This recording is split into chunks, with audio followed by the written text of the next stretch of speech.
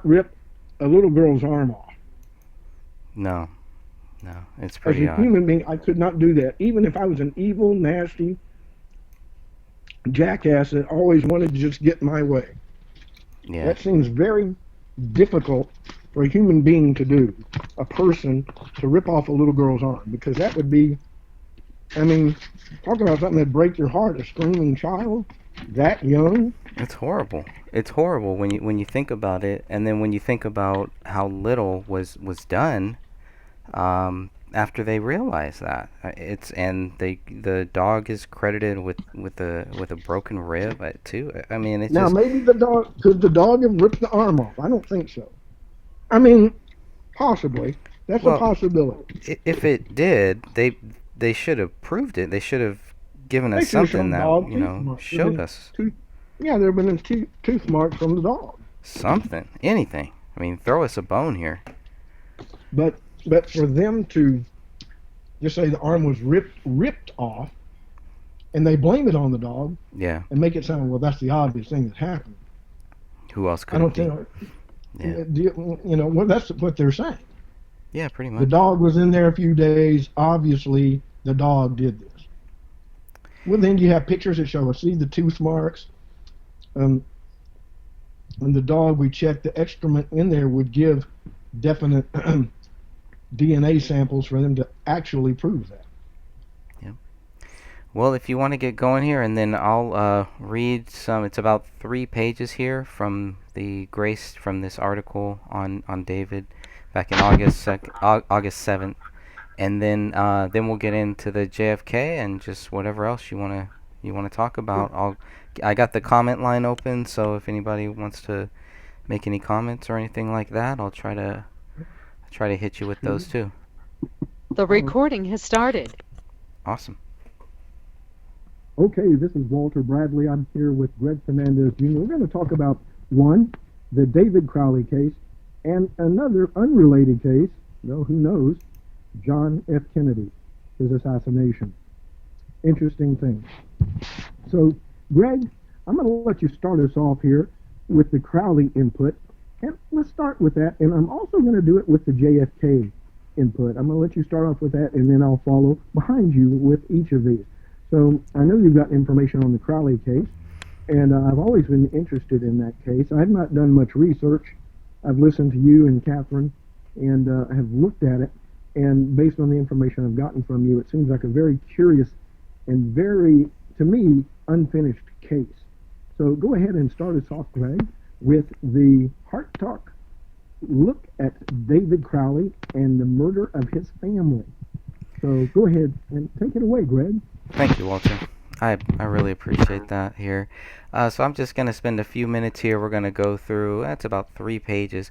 This is going to be included in my book, and going through all of the old documents, the old files. I came across Okay. this one here, and I thought that this was definitely worth taking a second look at. Something I've been wanting to kind of talk about on social media, and so I'm just going to go ahead and start here. So this starts in 2012. After 2 years, the Gray State movie trailer was released to the public on August 7, 2012. A month after that release, David Crowley was interviewed by the Freedom Fiends talk radio show. The interview conducted by Michael W. Dean was recorded 2 weeks prior to its release on September 15, 2012. The Gray State movie trailer cost David Crowley and Mitch House $6,000 to make. That's all that 2012 trailer cost to make. $6,000. I thought that was very creative and very impressive. So let's move on here. And then David just says, "That's just out of pocket through our production company," David explained to Michael W. Dean. "That's just money spent harnessing the actors to our set and getting the props that we needed. But we spent another year in post doing 17-hour days. So how do you put a price tag on that, really?" The story of Gray State continually evolved. It's gotten deeper, David said of the Gray State story. It's gotten very much darker. So people, when they see this, their response, as I knew they would be, they're very divided. First of all, They're very supportive, like, wow, this is like a future scenario that we can face, that we are facing right now, unless we wake up. Then what they want to do is they want to assign their responsibility for activism to my project and assume that's what I want to do, is wake people up with gray state. When in fact, I can't make any such moral distinction because I'm a filmmaker, I'm an artist. What I'm going to do is explore human truths, and I can do so through a pretty messed up context like the gray state world. But how real or not real it is completely irrelevant. What I'm saying is, David continued, people kind of expect me to tell their story, their vision of truth with gray state, and that's not my intent. If it resonates with truth with you, that is great. If it doesn't, that's also great. But what I've been seeing is that the 3% or so who really hate gray state, they don't hate it because it was shot poorly, or that story could never work and here's why. They hate it because it threatens them. It threatens their reality, and that just tells me that what I'm doing is close to the truth, at least, because they're that threatened by it. I think that the reality that most people live in is almost like a religion. Like if you challenge a Christian or a Muslim who just grew up believing what they believe, they won't know how to defend it logically. What they're going to do is they're going to lash out in a very knee-jerk and negative response to defend their reality. And that's just the nature of humanity, I think. So what I'm seeing is in their reaction to gray state is either very positive or very negative. It's a very polarized argument. Now, I would say that there is a third category here because I kind of fall into that third category that was kind of like, meh, just kind of, I was very lukewarm about the whole thing. I didn't like it. I didn't hate it. I did, see it as fear porn, but it didn't disrupt my reality. It didn't really, to me, it was just a fictional film that had some truth in it, which was kind of, to me, I don't like to blur those lines of fiction and nonfiction. But let's keep reading on here. David made it clear he was not interested in selling the Gray State project unless it was for serious money. If a studio bought this project, David said to the host, it would just get put on a shelf or be drastically changed from its original message. So in the interest of maintaining creative control, I will not sell this project. However, if it goes nowhere and someone's offering me $200 million or something awesome like that, who knows? I gotta feed the monkey. But as it stands right now, I want to get this film funded, and I will get it made for whatever budget I can get. If that means $500,000, great. If that means $25 million like it needs, then that's great too. But this movie will get made, even if it's a long-term haul. Greg, let me interrupt and tell the people what Gray State was about. A little bit of backdrop. Maybe many people already know, but maybe there's somebody out there that says, Gray State, they're making a movie about Gray State. What was the focus of the Gray State? It's a police state. It's a police state. It's just the government coming and kicking down doors, the same way that our soldiers go over to other countries and kick down doors and kill people and rape people and do all of these terrible things. And I think that's kind of what it is a play off of. I think David was more abstract to where this is why it's really good hearing it from him, hearing his own words. Because I can sit here and tell you, well, this is what I think Gray State is. And I think he makes a great point that it can mean something very different to very many people. Like I said, I saw it as it was just nothing. It wasn't something that I loved, something that I hated. It was just like, okay. It was just there. It wasn't until after David died that I really went back and started looking at it, differently, because now obviously I'm looking at this research in this film by a guy that is accused of killing his wife and his daughter and then himself, and they're all under 30 years old. Well, then this was about a police force that, well, let's be honest, the policing of the United States by police or government forces. Would that be correct? That's right. Okay, so we're talking about policemen and above, those, whether it be the FBI or whoever else in authority, NSA, or the ATF and so forth. So Gray State was targeting the police officers and law officials. Is that correct?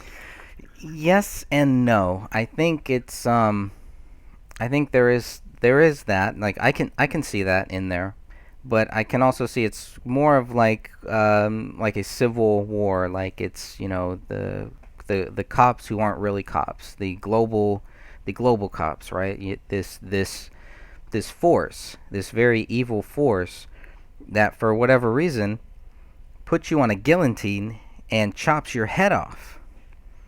So, and then that is supposed to do something I see. spiritual to these people.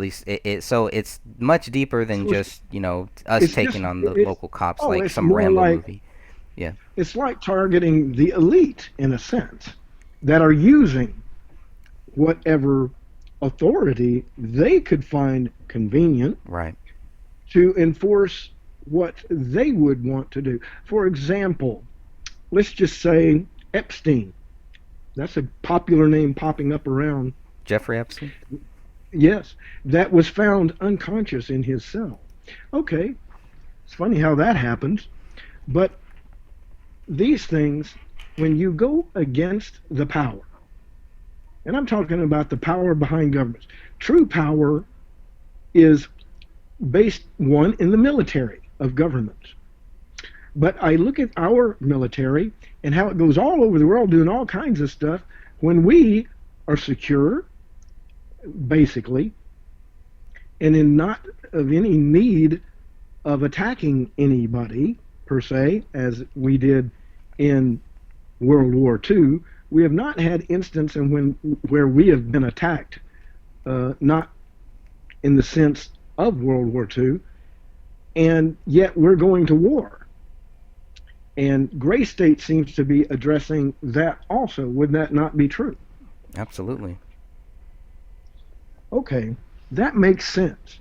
It's dealing with ultranational and even local, because I noticed that you notice that wealthy people seem to get, or the elite, those who have made it in their industry, whatever, they say that in the courts, the lawyers will say, well, our clients have provided and done so much for the community and for all of this. And, though they have done this, they recognize their error and they should be given, quote unquote, a sentence worthy of their status and position. In other words, who they are means they should be, well, let's give them less. We really don't want to punish them too much. Whereas the average man, you or I, if we're caught in the same situation, become guilty and then are given generally the maximum sentence. Does this follow along somewhat of what Gray State was addressing? Yeah, I could see that, and that's what makes it. That's what fascinates me. I think now is because there are so many different layers to it, so many different levels to it, and the story was changing. It was constantly changing up until the day David, died. The story was not done, and he was changing it. There were many Well, changes. I think really knowing now a little bit more about this movie called Gray State. And did you ever find out? And I think I can assume what Gray State would mean. The the dark and the light, and then the gray area. The gray The area you don't see too clearly or note too readily in any situation. A gray state would be something you're not keen to see right offhand. It's hidden in plain sight almost. And if he was addressing these things and going through the things which we have just previously discussed, and then looking at it from the perspective of those who would not want such films to be indicative of where this gray state exists and who is in it, would be great motive maybe for removing him and keeping this movie from before the people. Take it away so it does not get aired.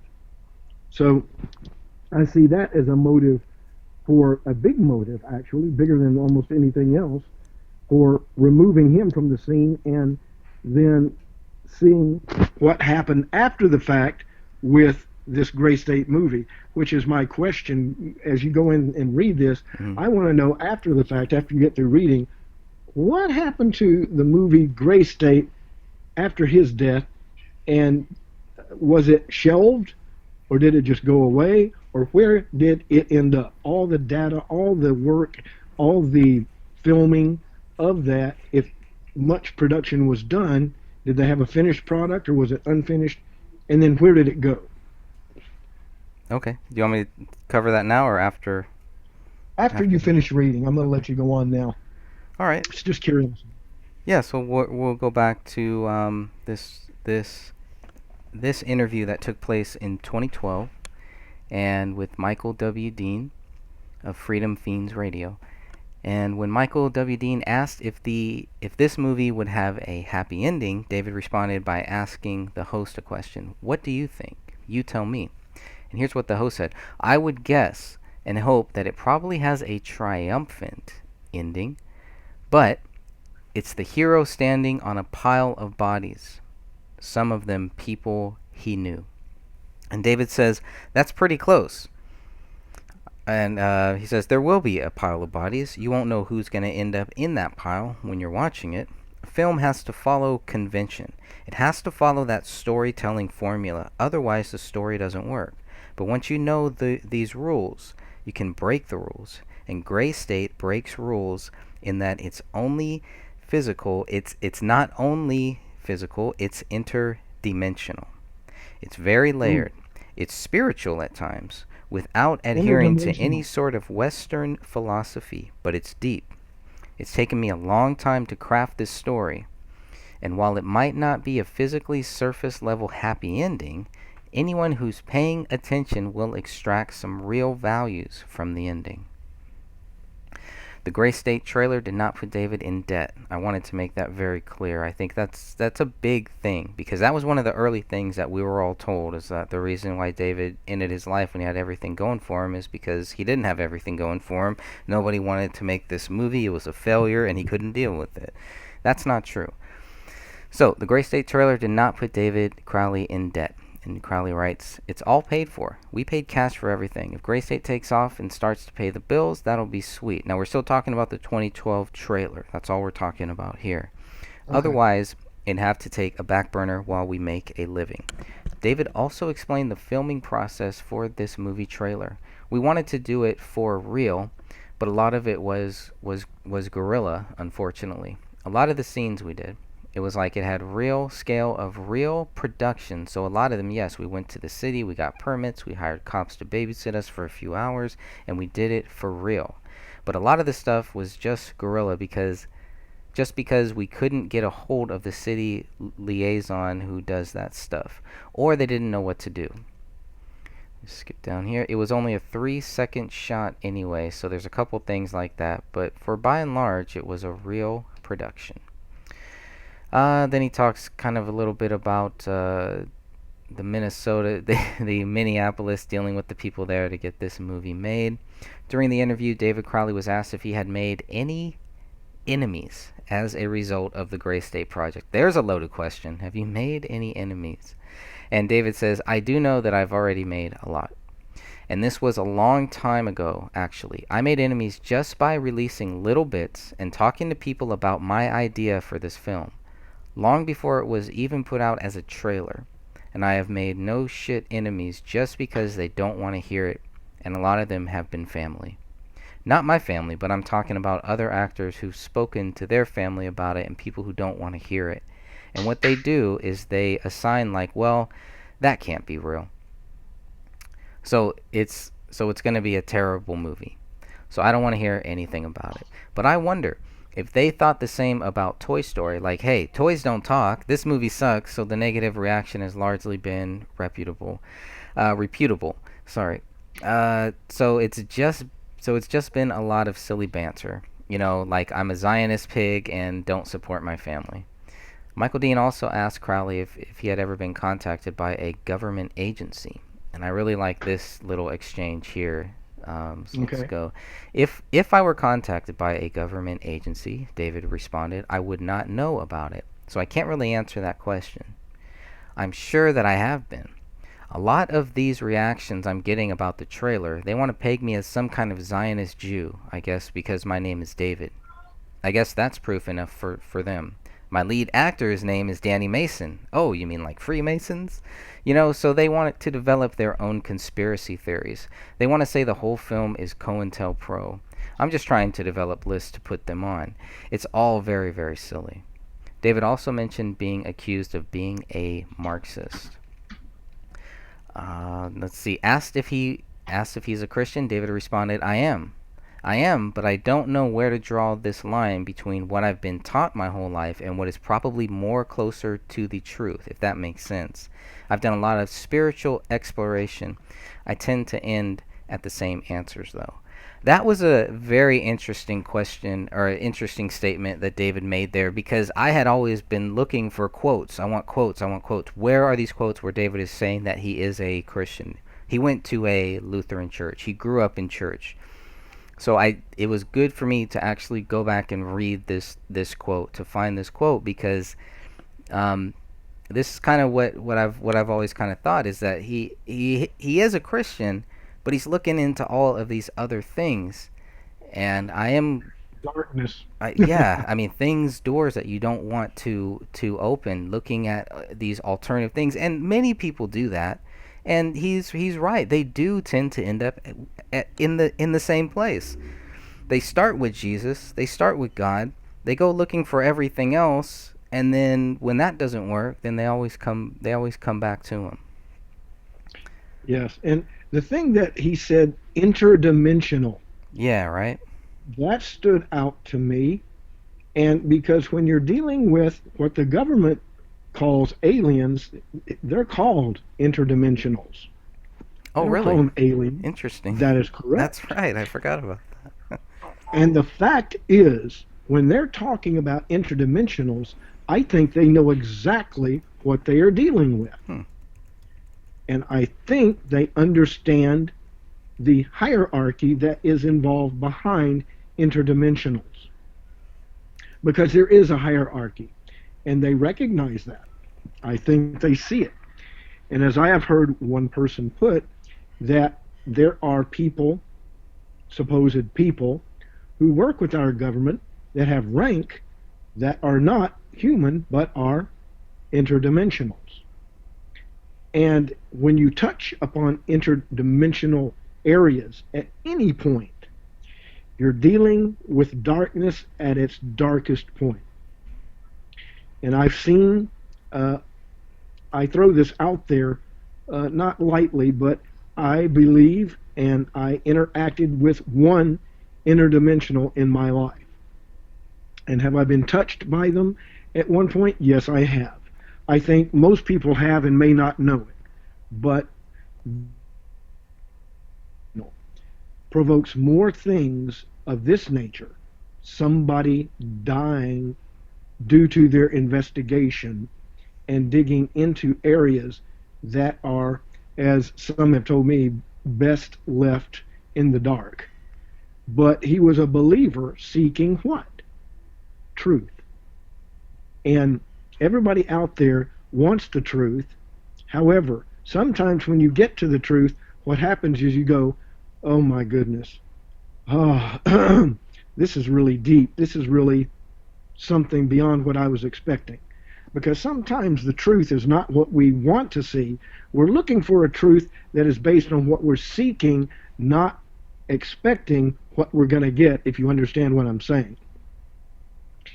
And that's the reality that people deal with the Bible, is that it deals with the truth.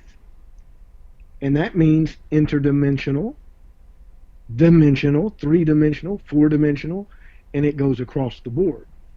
And we have certain tribes of Native Americans and native tribes around the world which come up with the same interdimensional pictographs on walls, reliefs, pictures, and in rock carvings and all kinds of different paintings on walls and flame paintings using the smoke from flames, and they draw and make these creatures we think were just imaginations of the mind and not reality.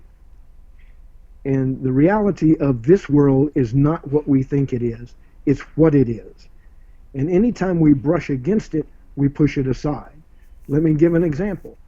Many people, including native tribes, talk about Bigfoot and missing people that come up missing in wilderness areas. Many of them, probably more than are reported.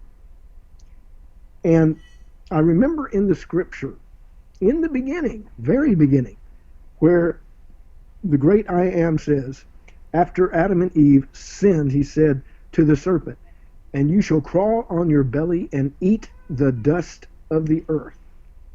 Now, what are we made of, Greg? The dust of the earth. The dust of the earth.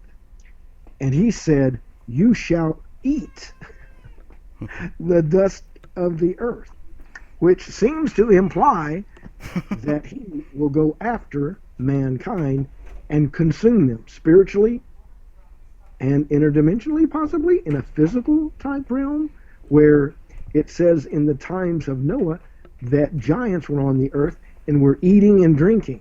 Okay, they were fighting each other, killing humanity, and eating and drinking.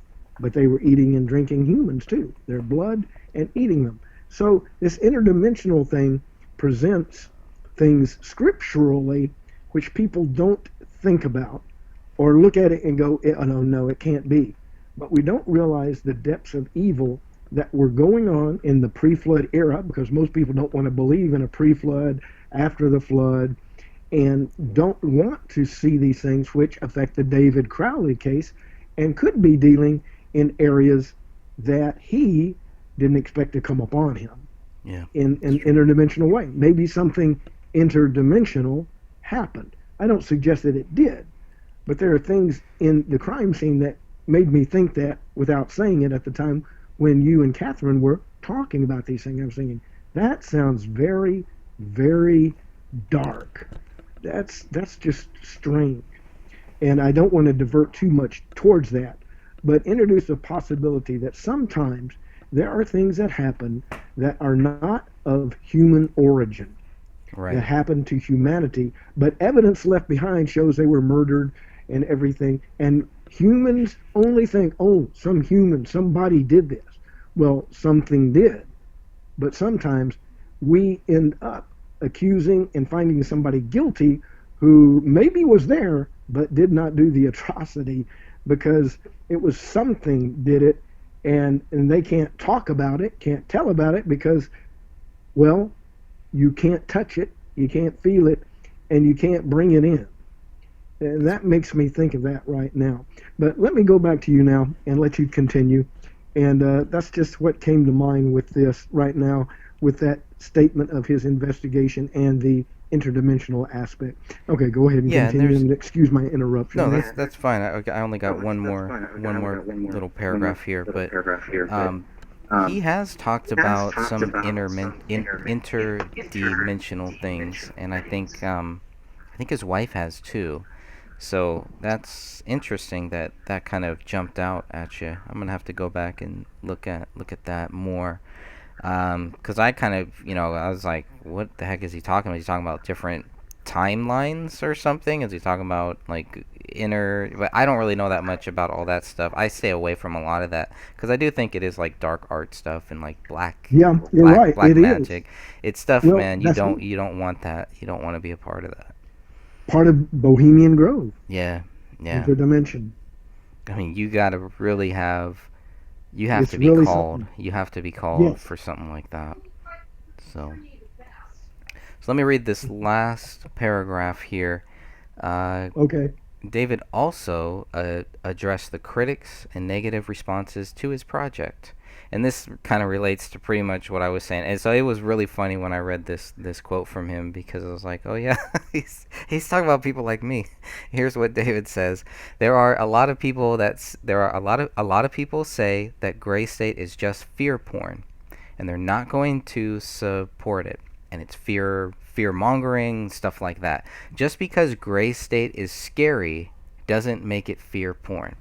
Now I think he's right, but I don't think that Gray State is scary, and maybe that's the difference. I didn't find it scary.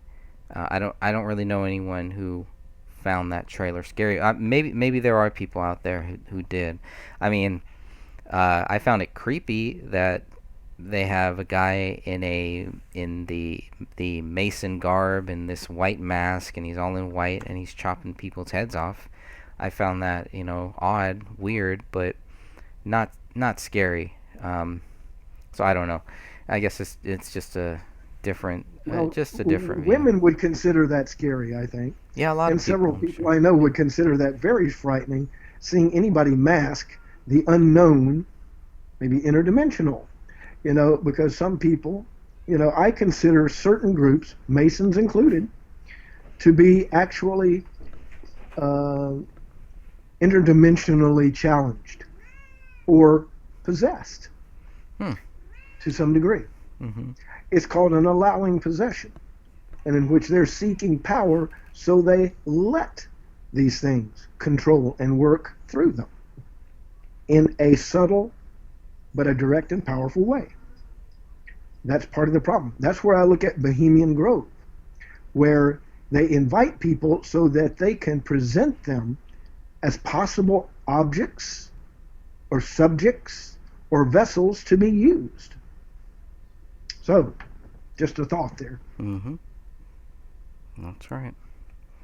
Yeah, and that's been a theory. The theory that there was some type of paranormal thing, some demon or something like that. That's still a theory that I'm actively looking at. Not saying that that's what happened. I don't know what happened. It's going to be the hardest thing probably to ever prove.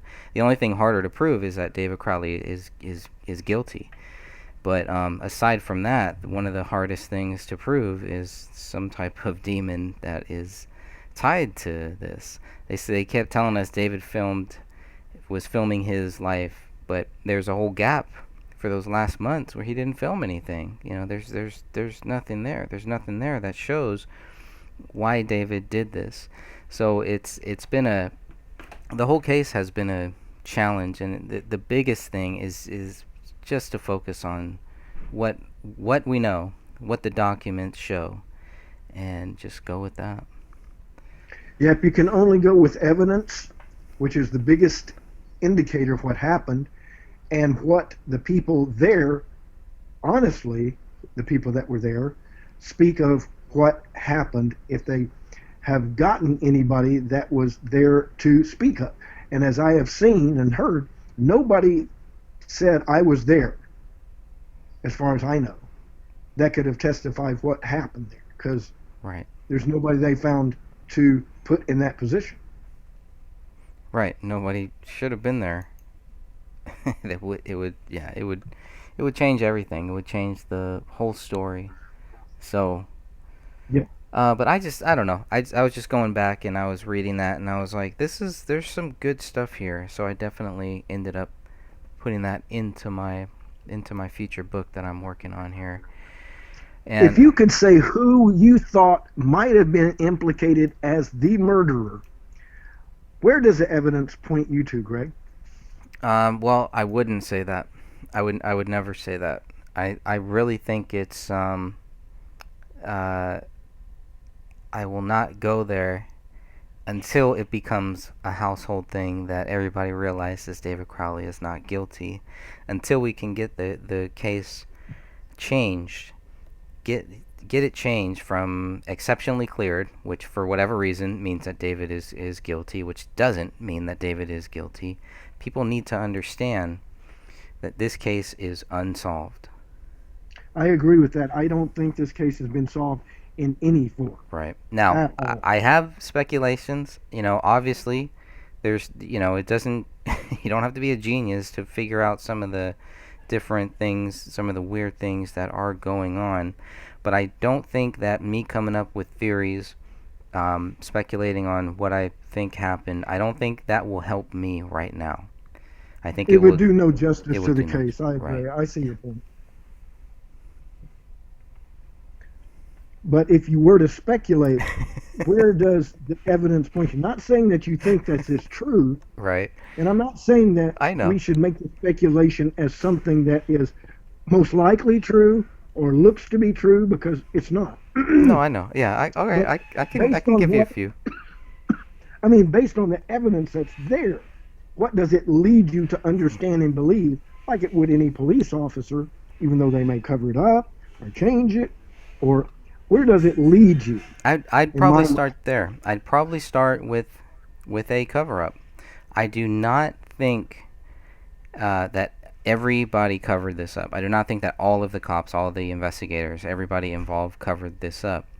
But if there was a cover up, you would just have to have a couple people, very high level people, at the right position. and that's it. So it doesn't. You don't need that. They didn't need that much for a John F. Kennedy cover up. They didn't need that much for a 911 cover up, Boston bombing, all these other things, so many different things. You don't need that many people for a cover up. So a cover up is not something that is like very rare. No, the cover up is it's a possibility, and looking at everything here, it's almost impossible for me to think that there wasn't some type of cover up involved, because there's no way that they can prove David Crowley guilty. Based on that, they're covering up. They're covering up something. I don't know what. I don't know for who. I don't know why. But I would think that it would be some big group. It would be some shadow group, some shadow forces. Doesn't have to be the government. There's a lot of people. I mean, when you think of the government, we have a lot of good people there too. But all of Yep, these we secret do. forces, all of these different groups, Skull and Bones, the Masons, the Bohemian Club, these are all just groups who work their way in to our government, who happen to be in government, but they don't represent our government, or they wouldn't be doing these things that they're doing. There's a lot of evil things That's true. that are going on But the here. thing is, Yeah, there are things that we do not know that act in this world too. correct. That's things that we cannot account for, Things I don't want to cannot know. address, things that are there that nobody knows but a few. And that's the danger zone. And I want to bring that up because even in our government, there are forces and things at work that nobody, even in government, even in Congress, even in the Pentagon, know about. Right. Secret assassins clubs. I mean, literally. And sometimes these groups work rogue and do as they see within the guidelines they establish. Hey, we had somebody in the chat. Sharon was saying the idea put out that he was suffering from PTSD is a joke. PTSD from combat would not allow him to make a movie with shooting, blood, and to tell that side of the story. I think that's a great point. That's a very, very, very, very good point, because PTSD is a trigger. And when you have things that are in your PTSD mind, certain things will trigger episodes. Yeah, and that's a And brutal movie trailer. Brutal. yeah.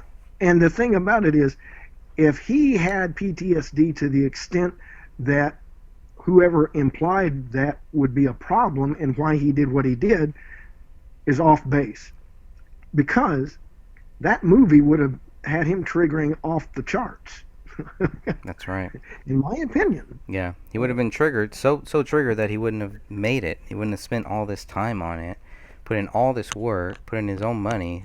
No, it's just ridiculous. And it wouldn't have made sense to make a movie which is going to trigger your PTSD. Yeah, you just make I another mean, movie. frankly, to start and to actually go through it, even to think about it could trigger you Right. when you're doing something like that, and you're dealing with the aspect and scenes that you would have to do. Well, so it seems almost counterintuitive to sit there and say, hey, most likely he wasn't having a PTSD event, at the end, especially if he was not filming or doing any activity in it at that point. So I concur with you on that. Yeah.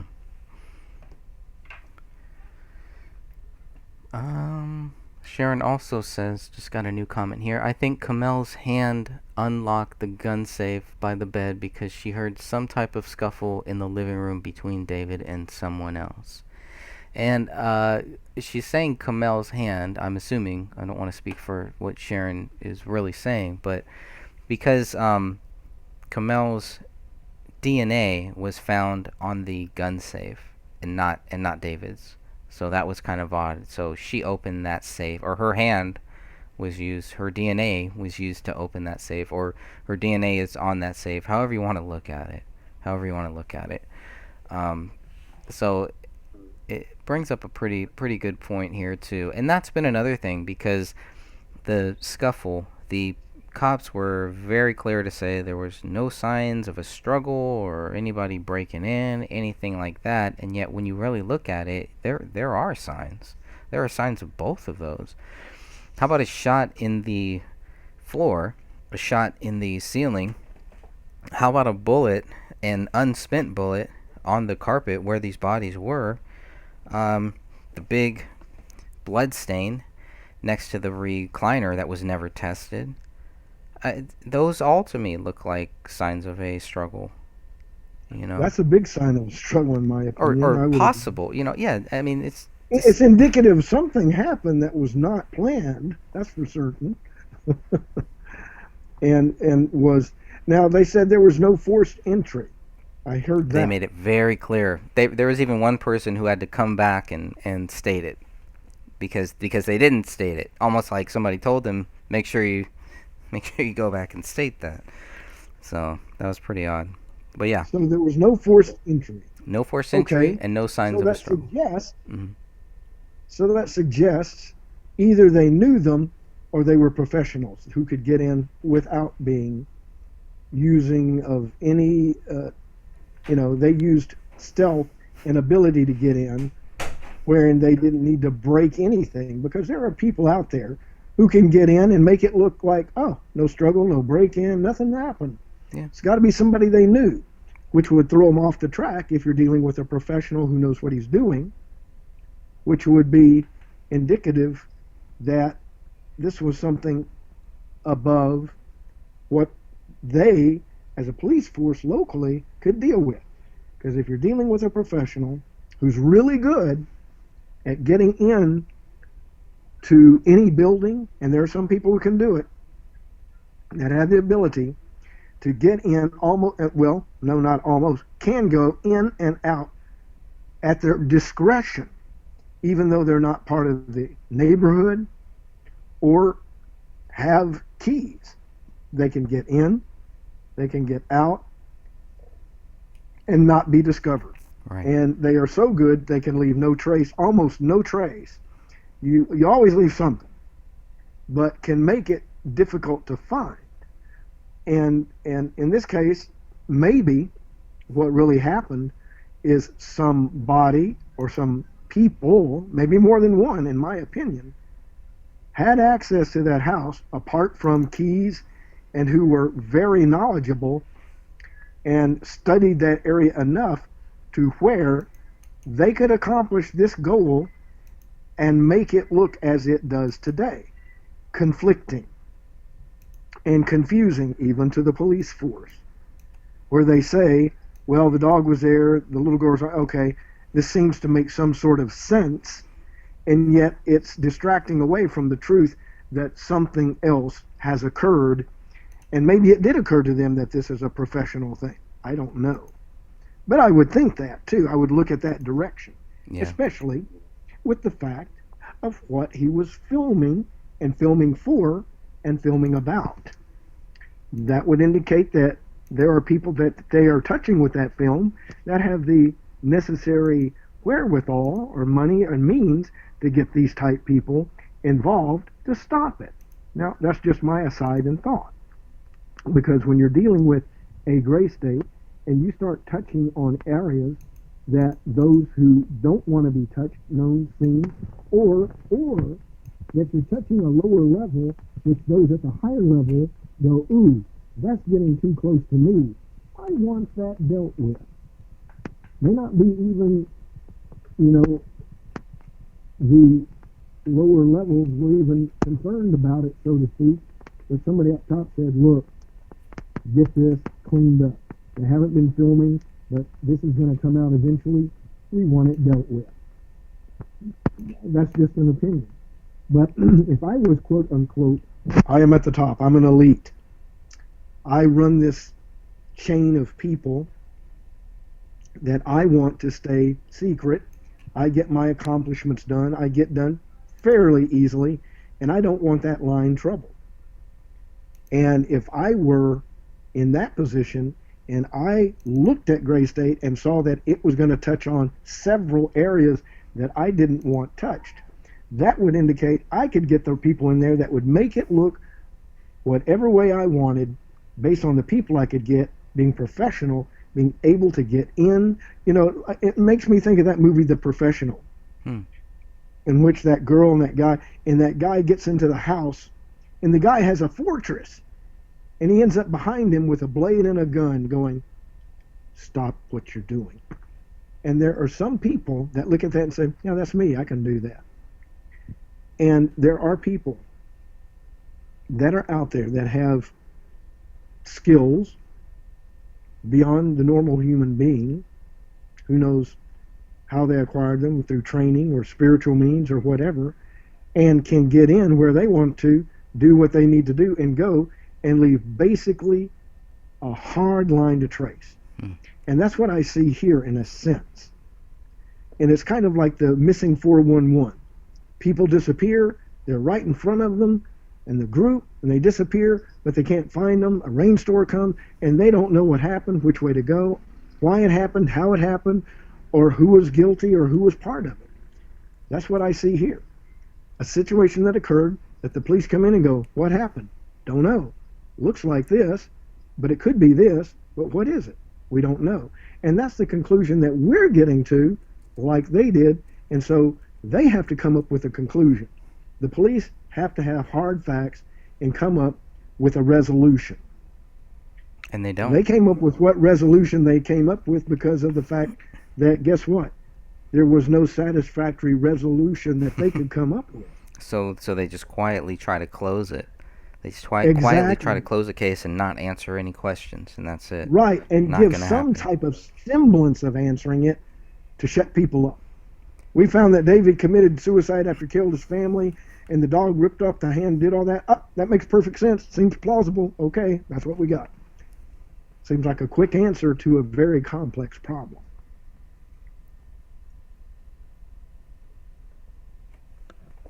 And I think it's covering something that either they know or they really didn't know. Or if they did know, they don't want anybody else to know. Whatever it is, whatever the truth is, It's either being covered up or they don't know what it is. and I'm not going to say which it is, Right, but right. there's something there. Either they don't know and they're scared to find out, or they found out and they're scared to let it out. And so what is, it's like, it seems like, well, it's up to us now.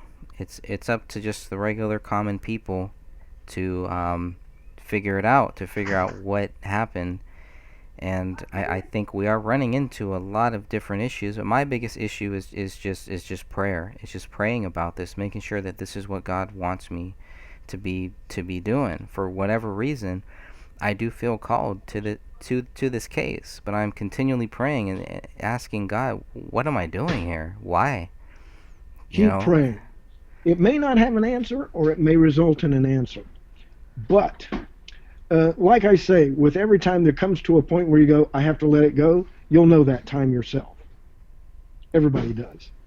When you reach a point where you go, okay, I've gone as far as I can go with it. When you know you've gotten to that point, that's when you have to put it up into prayer and say, if there's anything else, bring it back to me. That's where you make progress, I think. Because sometimes people like to keep going, but they're running in the treadmill. They get themselves into the treadmill motion, which then is counterproductive. Yeah. Sometimes it's good to put things down for a bit and let it develop on its own. Yeah. And then you come back and then you get a fresh perspective and then you go, oh, and then it breeds an interaction which leads to the discovery that you're looking for. Right, and that's kind of what I'm using. It's funny you say that. That's kind of what I'm using this book as. It's kind of a way to push forward and to just kind of then take a few steps back and just kind of really look at what do we have here? Because then I feel like I'll have all of the different pieces, all the different things that will, help me reinforce the obvious fact that there is no evidence that proves David Crowley guilty. When I you agree. look at all the different things, they can't put the gun in his hand. They can't they can't blame him for the writing. They can't blame him for anything in there. Plus, All his that wife stuff. opened the safe to the guns. That's another issue. If Yeah. that was the case, the gun was in the safe, correct? Well, we don't know, right? We It's don't really assumed. know. It's assumed, in my opinion, if she opened that safe, she was looking to get what? If she did open that safe, she was looking to bring out what? What was she in a hurry to get if she was doing that? Now, just because her DNA is there doesn't mean that that's indicative she was opening the safe. She could have been there, and it could have been from some other time. Well, I think her But DNA is on the magazine too, which is another odd one. I'm gonna look at that one. that means that she had the gun. But her DNA is not on the gun. But it's on the magazine, and there's no prints from her on the gun. But Right. David's print is on the gun. No, there's nobody's prints on that gun. They found no Then, conclusive prints. I mean, then there. Let me be clear. There are prints on the gun, but they could not tie it to David Crowley or to anybody else. that's indicative that somebody else got the gun. Right? Therefore, who had the gun if it wasn't his wife and it wasn't David? And there's shots in the wall and the floor, and there's a bullet on the floor. You don't leave bullets around. I mean, if you're a professional, you pick up you clean up your mess. But if you're trying to stage something, you leave indicators that could indicate something other than you, which I see that in this, based on what I have seen and what you've told me, that there was a sliding glass door left open, as I recall, with the Crowley house. Correct. Okay, so if you leave and you're a professional, you shut the door to not draw any attention to anything that's happened in the house, to give as much time before they find anything. And you cover up all the windows, you make sure the blinds are closed to the sliding glass door if there are any, and you just make it a quiet, peaceful environment to let nature take its course, to cover up evidence. Having the door open shows to me a little bit of staging, possibly. The door is left open, a little bit or a lot, inch It or was two or 1/4 inch. a quarter inch. That's not Quarter much, inch. but it's open.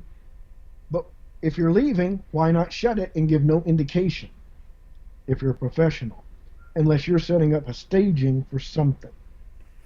So maybe they wanted that rear slider open. For Maybe a reason. Mm-hmm. And I think they did it to give indication or to get it discovered more quickly. It was an advantage for them, for some reason, to do that. Because I think if a professional handled this, he did a pretty good job, because nobody's found out anything. And they left evidence that indicated one thing or another, but not giving any clear direction. And the murders were committed in the house, I assume. Of course, there was blood by the chair, blood in the house. So there was there anybody else's blood other than the families there? there were DNA. There was DNA found that. Let me see. How do I phrase this? On some of the items in the house, there was 2 or more DNA profiles found, and in those cases, they did not match 2 of the Crowley family members. Meaning, they matched one of the Crowley family members, but there was another unknown DNA source that apparently was never followed up on, never looked at. And these are on 2 very important things. One is the bullet that they tied to Rania. Somebody else's DNA is on that bullet. and I believe the other one is the notepad. It's either the notepad or the pin that there was another DNA profile found on that was not tied to two of three of the Crowley members. So you And none basically of the other have family members. none of those three, not David or Rania, something like that. And I could pull all that stuff up, but you have some other DNA in that house.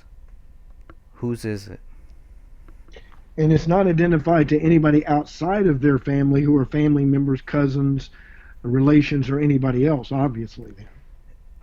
Yeah, I mean, it just, the odds of it being tied to somebody outside of the family are like 99.9%, which would lead you to Okay. think that, well, who would you look at then? You might want to look at some of the other family members. You might want to do a DNA test with them, but at this point you can't, because you've already said that David Crowley's guilty within Well, they've hours. come to a conclusion and closed the case. It's not an open, cold case. It's a closed case, is it not? It is exceptionally cleared.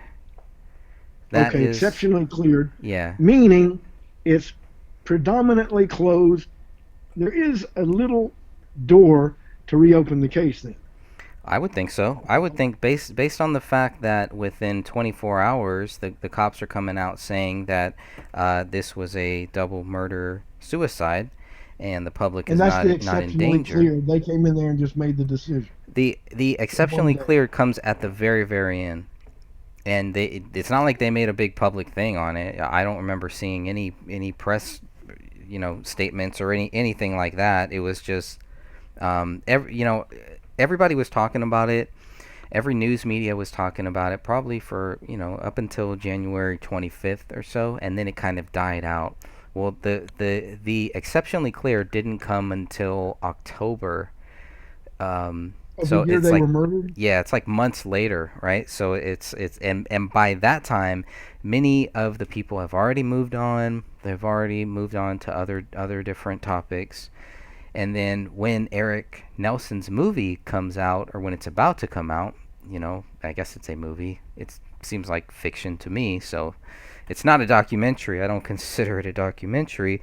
But when A Gray State by Eric Nelson finally comes out, then you have all these same other people and all these people coming out, and all they're saying is why David Crowley is guilty. Every news article is about David Crowley having PTSD, killing his family, domestic abuse, domestic violence. They were running out of money. He's a alt-right conspiracy theorist, even though the alt-right that was not a term before Alex David Jones died. style. Right, but that all came later on, right? Nobody was calling Alex Jones that either. Nobody was calling them that until 2016, maybe 2017. Can you picture a world? Because I can. After 5 years of research, almost 5 years, I can picture a world with David Crowley here right now, and the impact that a person like that could have right now. Maybe he wasn't a threat in 2014. Maybe David Crowley wasn't a threat in 2015. 2019, a guy like that would be a big threat. And I do believe that there are many other people out there like David Crowley. And I do believe that they cannot stop them all. You cannot get them all. Well, that's the truth. They cannot. And eventually things come out, and even major movie producers and directors are part of that group. And Yes, some they of them are. end up dead too. You're right. You're But they right. do get their movies out sometimes. Eyes Wide Shut. Beep. Kubrick. And he died right after that movie, Yeah. mysteriously. And so, am I right? That was Kubrick that did Yes. that? Yes. Okay, I just want to be sure because I remembered that. And my memory has been doing some weird things recently, so I'm just going, let me vet that. So, when you have people in the power of Kubrick and others doing these movies, because Eyes Wide Shut runs into Gray State, believe it or not. Yeah. If it does, It's It does. it's It very does, because disturbing. it's revelation Yeah. of behind the scenes of things that many do not want to be known. For example, the reality of Bohemian Grove and Eyes Wide Shut. There's a tie-in there. These things, as distant as they may appear, are connected. And the big connection between both of them is Washington, D.C., and the military. One of the things that is not discussed much, maybe not at all, rarely, is that Hollywood and the military are almost the same entity in the sense of direction and production of the reality they want shown. A lot of movies get military support or types of information that only the military who deal with these things can give, whether it be a story about, let's just say, UFOs or interdimensionals or Bigfoot or any of these things. Because our secret ops in the military, many of them have seen things firsthand where others in this world and us have not been in that realm, but they have been. So David Crowley was murdered, in my opinion, and his family by somebody, or may I dare intercede and say, maybe something, I don't know. I don't purport that above anything else and say it's most likely, but I say it's a possibility because of his status of what he was dealing with. And he might have been dealing with some stages of the interdimensional phenomena that they particularly did not want to come out because it would tie up too many things together into something that they did not want the public to know. That would make sense to me very clearly. Because interdimensionals are run in a hierarchy and they do not wish to be exposed as of yet. In time, I think it'll come up. And they're called grays? As in the gray state? No, I'm just kidding. Possibility, who knows? Yeah. Maybe he was alluding to things. But however, maybe he wasn't either. Maybe it's totally different. Right. But the reality is, gray state could be dealing with the fact of interdimensionals running our government. Because remember, in the scriptures it said Satan came to Jesus and said, I have all the power of these governments. Just bow to me and I'll give them to you. That means he's interacting with the powers of what? Governing bodies. How does he do that? He has to get in there and work with them. How does he do that? I don't know. Interdimensionally? Very, very, very likely, in my opinion.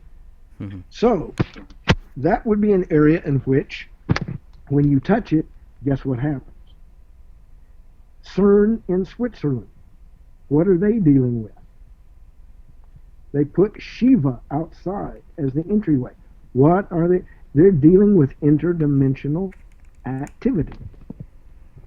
Is Trump like triggering all of these like weirdos and Satanists to come out of everywhere and start doing chants against him and like it just seems like everything has gotten crazy. Happening. That's what's been happening. They feel challenged. Do you not see it? Pelosi feels challenged. Yeah. And I posted her talk to young Democrats on my Facebook. How can you even listen to her? How can you stand and listen to her? I try. I can't. I can. I don't have because the tolerance. I have to listen to those that oppose what I believe. Why? And you know what she said to the young Democrats? What We must pray and hope. See, they're looking at their actions as God-honoring and equitable. And I look at them and I see what they're talking about. It's the live and let live principle.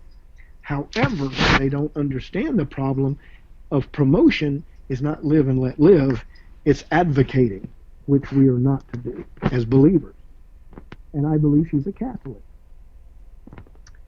I don't know. Don't say she is. I just say I believe that, speaking of a Catholic perspective.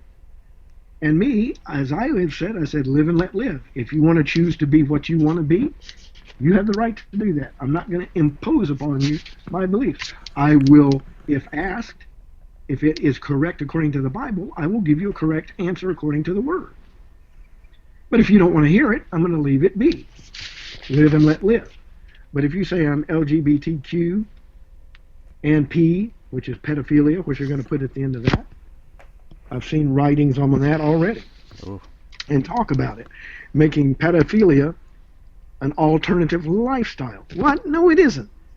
That's not an yes, alternative to truth and what is right. That's the truth. But alternative to what? The truth. And anytime you hear alternative, it's alternative to the orthodox good way of life, in my opinion. And when you hear alternative, you should have the warning bells going off.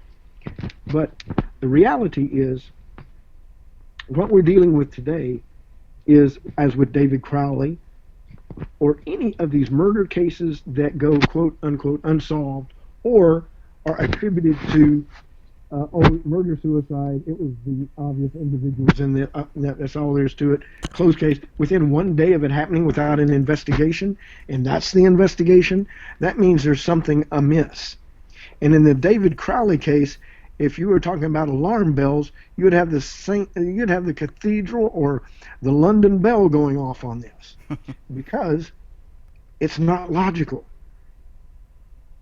It follows no sensical investigative pathway that comes to the conclusions they come to. I see that, but they see it too. So that means they're divergent from the truth. For what reason? That's my question. Why do they turn from it? I don't know. But there's a reason. Yeah, a big one too. It's not a very important one to where they'll lie and cover it up. Yeah. Something's there that's compelling them. There's a compelling reason, a compelling force or reason. Or there's something so bad that they can't bring it up publicly. One of the three of those in there. And I don't know what it is. But if it's something that they can't deal with or that the public can't know due to the strangeness of the factor, well, that would explain it right there. You know, if I saw somebody abducted by a Bigfoot, beaten to a pulp and pressed into a tree, and I led police to that tree and said, what happened? I would have said, wow, I don't know, I heard him scream, which I probably did. Maybe I saw the incident. And I ran up here and I found him like this. I wouldn't tell him the rest of the story if I knew it. Especially if it had been like that realistically. A Bigfoot grabbed him, beat him to a pulp, pressed him into a tree, and then I'm going to tell the police, yeah, Bigfoot grabbed him, beat him up, and pressed him against the tree. They'd look at me and go, yes, and how long did you know him? Were you acquainted? How long have you known him? Were you good friends? You see, the probability of change with me is because I know something that they cannot accept, that they cannot deal with, and they could not investigate. So what do? I just found him. I heard him scream, ran up here, and went, oh, look at that. Huh, what? Did you see anything? Not me. I don't know what happened. So that's what this case smells of. This happened. Look at this. Look at this. We found him this way. And what? Well, look at all this evidence. It indicates this. No. It's murder-suicide. We came up on it like this. We know this is what happened. So it's almost like a little child who's too afraid to talk. No, that's not happening. It's happened like this. This. See, he has a gun by him. He shot him, and then he killed himself. Don't you see it's a childish answer to an adult situation? Yep, it really is. And it may be based on fear. Of what? I don't know. Fear porn. Yeah, they've seen the real fearful thing, maybe. I don't know. But that would give me an indication of why everybody just goes, nope, that's the way it happened. Period. That's it. Bye. Not going to talk about it. Yeah. Yeah, frightened to death. Frightened of the outcome if they tell the truth. Should never be scared of the truth. Exactly, no matter who's opposing you or what is opposing you. Because if you stand in the truth and the Savior, there's nothing more powerful than Him, no matter That's right. what or who it is, even if it's Satan himself. Come on, Satan and all his angels and all the and the whole world with him. That's how the Savior stood. The whole world what turned against him, and his own followers fled. But did he stand true to the end? Yes, and that's what we should do. Amen. In spite of what comes against us, it could be aliens with stingers in the tails and be like the Alien movie with the jaws and the steel teeth. Well, so what? That doesn't change the truth just because it's a big bad old monster. And that's me going to the ultimate. I mean, not likely you're going to have that coming against you. But what I ran into in San Francisco one time made me think, hey, there's possibilities out there of things coming against you that you don't know and would not expect, and would think, oh, this is a movie set, this is a joke, and it could be real. The interdimensional aspect for reality. Because if you're dealing with interdimensionals and you saw something that was interdimensional, would you sit there and immediately say, I know what this is. It's a spirit coming in through a port and just trying to scare me. No, you would be scared. It would be frightening, and you'd be going, how do I get out of this? Because when you're confronted with something like that, there is no antidote except the word of the Creator that's going to get you out of that. And if you don't have that, you've got to come up with something else, and it better be good and right. And generally, it's to acquiesce immediately. That's right. Which makes total sense to those who don't have the Bible or the Savior. They just go, oops, you win.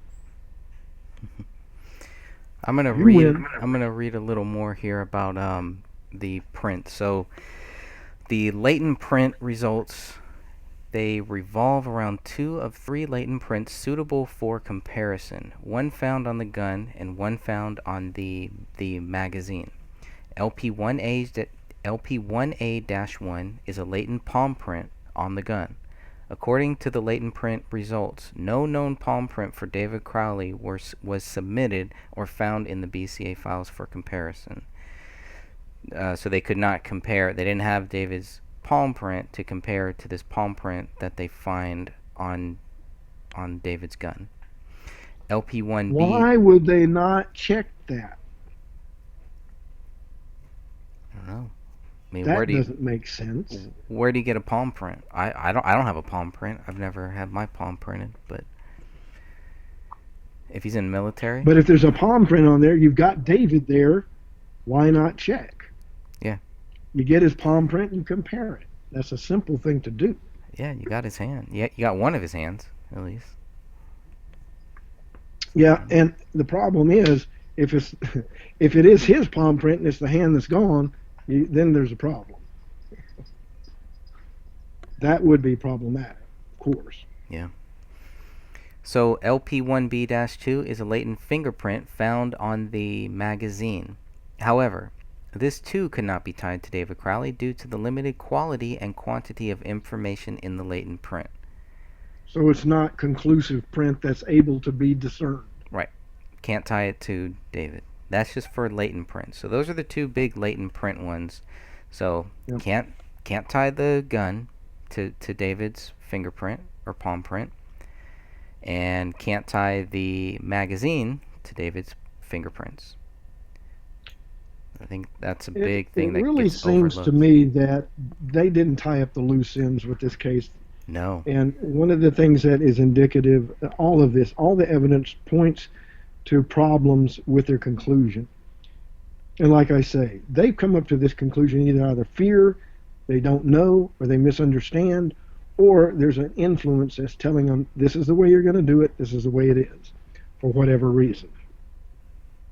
And it could be Occam's razor. The simplest answer is the one that's it. In other words, somebody with influence has said, this is the way it is, deal with it, and make it stick. Forget about finding who did it, just leave it alone. Which would be the simplest reason that they're not dealing with it. A person in high power has told them, stay away from it. This is above your pay grade. This was something done for national security or whatever, and which would then be, as I said before, the government can use that, and in certain cases, there are assassin teams which are covered that if it's dealing with something of national security, they send the assassin in, boom, and they tell the locals, leave it alone. This is a congressional hit. Or not, they would not say a congressional hit. This was a governmental takeout due to national security, and these are the doctrines and rules and the law covering this. Shut up. That would be the logical, preferential thought of mine that's occurred. Gray State hit into an area that was affecting somebody's view of national security in a high place, and they had them removed. But then Gray State came out, and you said, that was my question. This guy brought out and produced Gray State, but was it altered? Or was it kept in its original form as David would have produced it and put it out? Or was it altered? I don't know. Well, it has never come out. There's never been a film called Gray State. There was a documentary that he was working on that was put out the after documentary. he died. Well, it was this guy that produced the documentary. So thing. there's two documentaries. Really, there's three. And I think this is where a lot of people get confused with what has come out, what didn't come out. So you have David was working on a TV series called Gray State that never came out because he died. He had a documentary that was going to be like a tie-in to this TV series, and that was called Gray State: The Rise.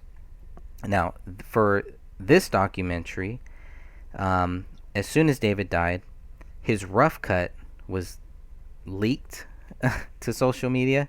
It was put out there. It's still floating out there. This is the unfinished one.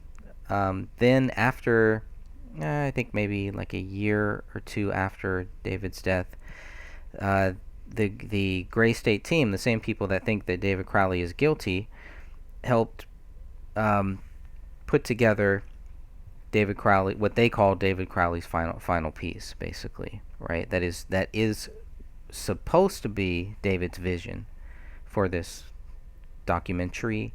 That was a companion piece to his TV series. Then you have Eric Nelson, who creates a documentary called A Gray State, which you can find on Netflix and I think A&E. I think they only aired it once though. they should ban it, really. I don't know why they would air that. It's totally okay. garbage, So it was close to what he had, or did he alter it? So this film sets out to prove to show David Crowley is guilty, and they were trying to show that David Crowley's wife was guilty, that she was part of it too. So David Crowley's wife's family backed out of being part of that film, of Eric Nelson's film. So that's what you have. And Eric Nelson's purpose was to basically show that David Crowley's guilty. If you don't believe it, okay, there's something wrong with you, basically. They never focus on any of the facts that we've all been talking about here. They don't focus on this stuff. It's just, it's one of the worst documentaries I've ever seen, and it's lending to a cover-up. It was so bad that, I don't know. It was just really bad. Well, it lost its focus, and it was not really Gray State that was produced then. Well, here's what's weird though. I do believe that the Gray State team and David's dad and David's brother were a big part of Eric Nelson's film. So they all believe he's guilty. They all believe David Crowley is, went crazy or whatever. Then you have cops that say David Crowley killed his family because he snapped and went to this dark place because of the movie that he was making. It's all just none of it is based on facts. It's all based on feelings, and these are pure speculation. pure speculation. hearsay thoughts Yeah. of their own mind. Out of fear is what I think. Out of fear. That is, I think they're not saying it because they believe it. They don't sound like they believe it, I'll tell you that. as far as I think they're as saying far it as I'm because they're concerned. told to, Yeah. or that they're indicative of the fact that they better say it or else. Yeah. I don't know that, but it seems very clear when facts are as they are that they're saying something contrary to facts. There's a reason. So, begins to come a little clearer to me. Well, I'm going to kind of segue now. Sure. You didn't look at that video on John F. Kennedy. I have not looked at it yet. No. That was the strangest one and the most surreal JFK video that I've ever seen, and it dealt with something that has never come up in any movie, anybody, anywhere, anytime. That a Secret Service agent shot the president. I just said it. A Secret Service agent killed President Kennedy, they say, by accident. I'm supposed to believe that.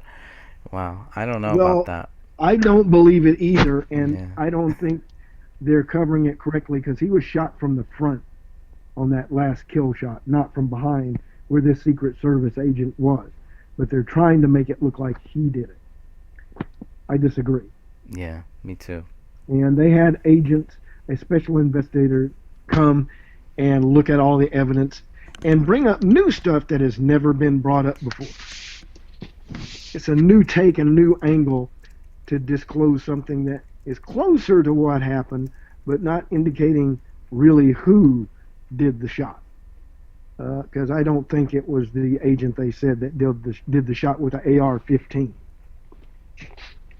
What I think is he was killed from the front, shot in the right front above the right eye, and it blew out the upper right side of his head. And that's what I think. And it came from the grassy knoll. And whoever was there was well positioned, and all the other shooting was a distraction for his shot to come. In my opinion, don't know, but that makes sense to me. And that person was high placed, was a highly skilled marksman, and knew exactly what to do. And he has done it before. That person had killed before in a likely manner. And I do say, I won't say it. No, I'm not. I'll say it after the recording. But I think I know the state this person is from. Oh, okay. Don't say it. All right, But I can figure it think out. I know. Okay. Yeah. And that he was part of Secret Service too. Because the only way you can get a president and get that close is if you have the credentials, the power, and the ability to do it. And for somebody to hit somebody moving 15 miles an hour in a winding car, it's not easy to do. You have to have experience and know what you're doing. So it was a highly experienced shooter who has shot moving targets before, part of the U.S. government, highly skilled, has done it before, was military, or high government, assassin club type. Could have been a Green Beret, could have been a Navy SEAL. But it was somebody who had military skill and knowledge and knew what he was doing.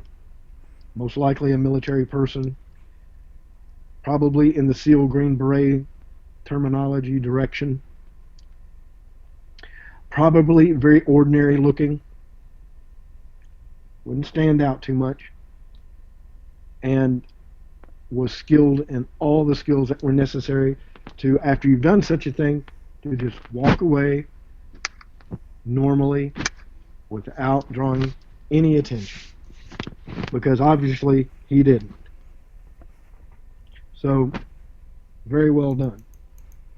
And the cover-up was example. And this video that I sent you, 44-minute long, covers it. Looks exciting. Looks like that's the deal. Mm-hmm. Looks like that's the final peg. This is it. No, it isn't.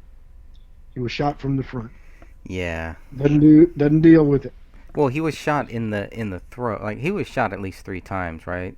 Well, they said that a bullet hit the pavement and a shard hit him in the neck.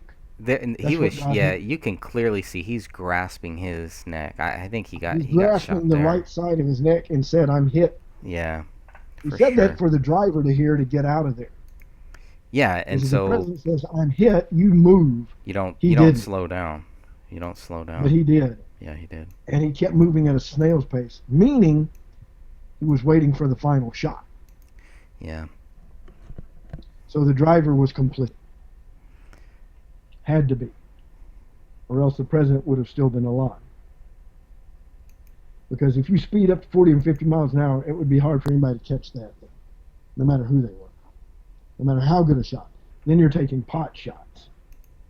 So the driver was in it, and at least him. And there were others in that motorcade that were part of it too. Yeah, there were. Who specific? Couldn't have been a lot of people. It only needed 1 or 2. Specifically the driver and 1 other person. The one that was ahead of the detail. The head of the Secret Service and the driver. Those 2 people.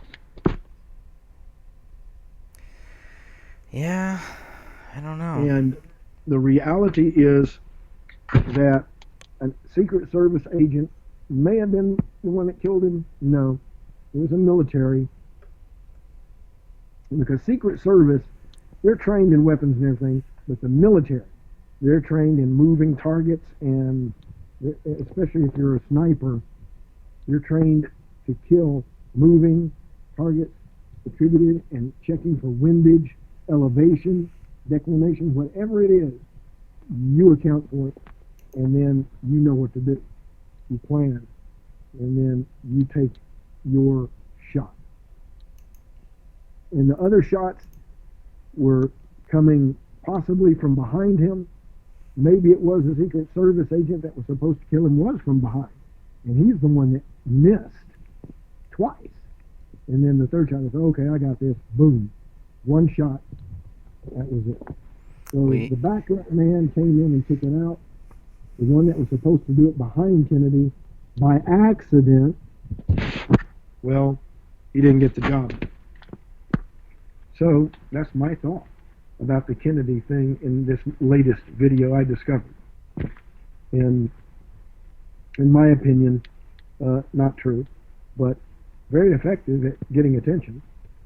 And the reality is Kennedy was killed by a military man, very highly trained, either a SEAL, Green Beret, or sniper, specifically trained,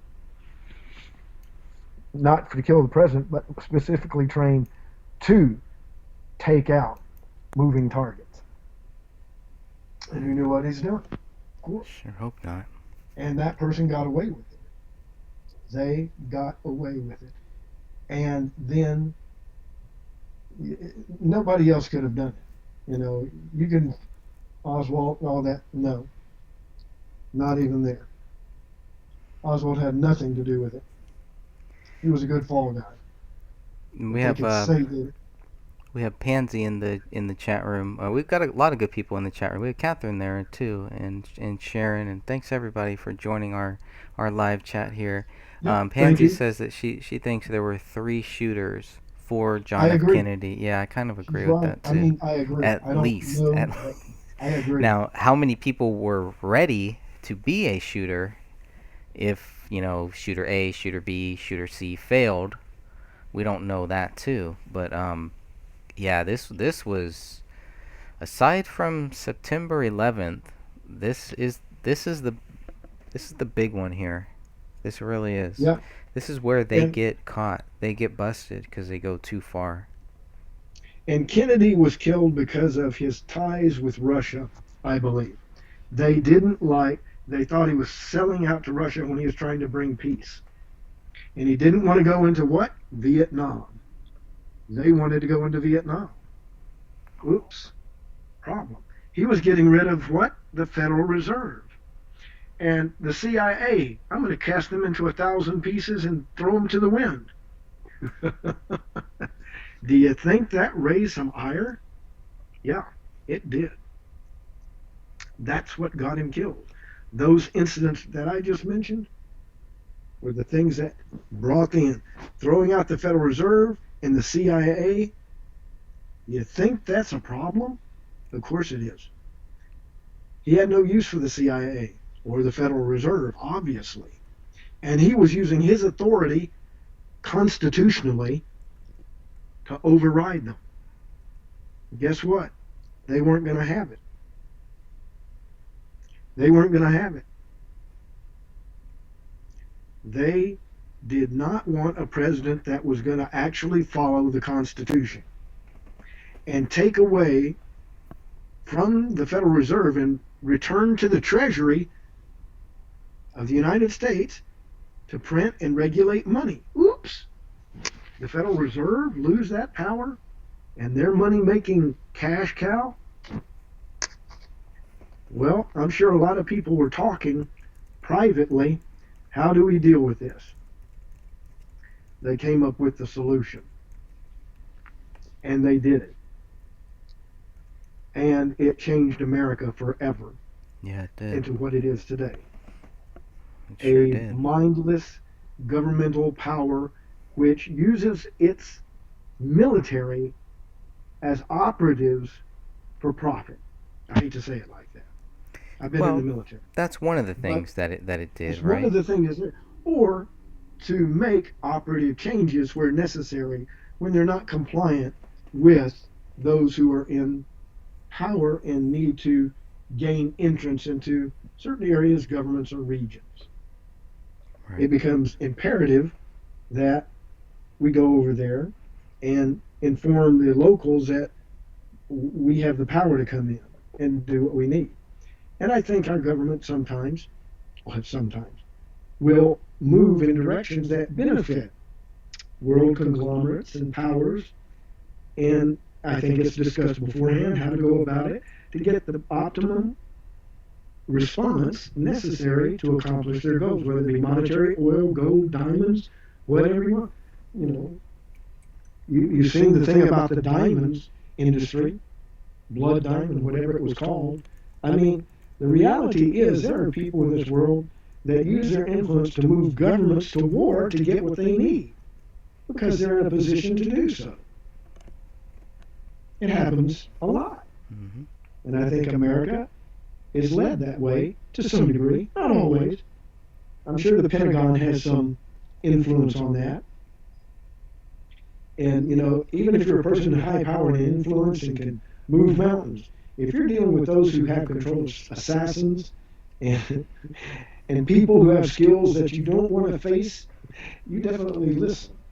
So I think it's, you know, beyond our peradventure to look into and know definitively, because there are groups that we don't know exist, that do things we have no concept of. That's just a fact. But we see the effects. And we don't know how the David Crowley case could be very well one of those things. That's why I bring it up. Very well could have been a high-level operation to do something they wanted done due to the fact that it needed done according to their agenda and according to their protocols and guidance. We do not want them doing that. We want it to be diffused now. And believe me, if the government or somebody in it wants something diffused and they have the power to enact it and they want it done, they can get it done. And generally in short order and with no traceability whatsoever. I see the hand marks of the Crowley case in that area. Again, as I bring it up, and I've done in the past on this case, it seems like somebody in high power wanted it done, just like it was with Kennedy. Kennedy and the Crowley case couldn't be more synonymous. When you get one person, maybe two, in the right position who don't want revelations coming out, that's all it takes. And they're on it. and they have the means and ability to do it, get it done, wipe their hands, and it can't be traced. Scary, isn't it, that Yeah. this can happen? However, they are known, and they will be dealt with in due time. However, not now. The David Crowley case, the person who did this will be apprehended. He will not get away. He cannot, though he thinks he has, or they have, actually. So they have to look at this from a different perspective. What we're coming from is saying that the Father is going to judge this. Hopefully it'll be something we can see. It may not be. We may not get the answers we're looking for, but he already has the answers. And he already has the end of the matter in his hand. Woe unto them. So that's the thought. The same with Kennedy. Now that issue is over 50 years old. So now it's almost a moot point because you can't actually go back and get the facts. Well, you can, but not with the original people. So I think there was a shooter from the grassy knoll. They're trying to indicate it was an agent behind him. It was not.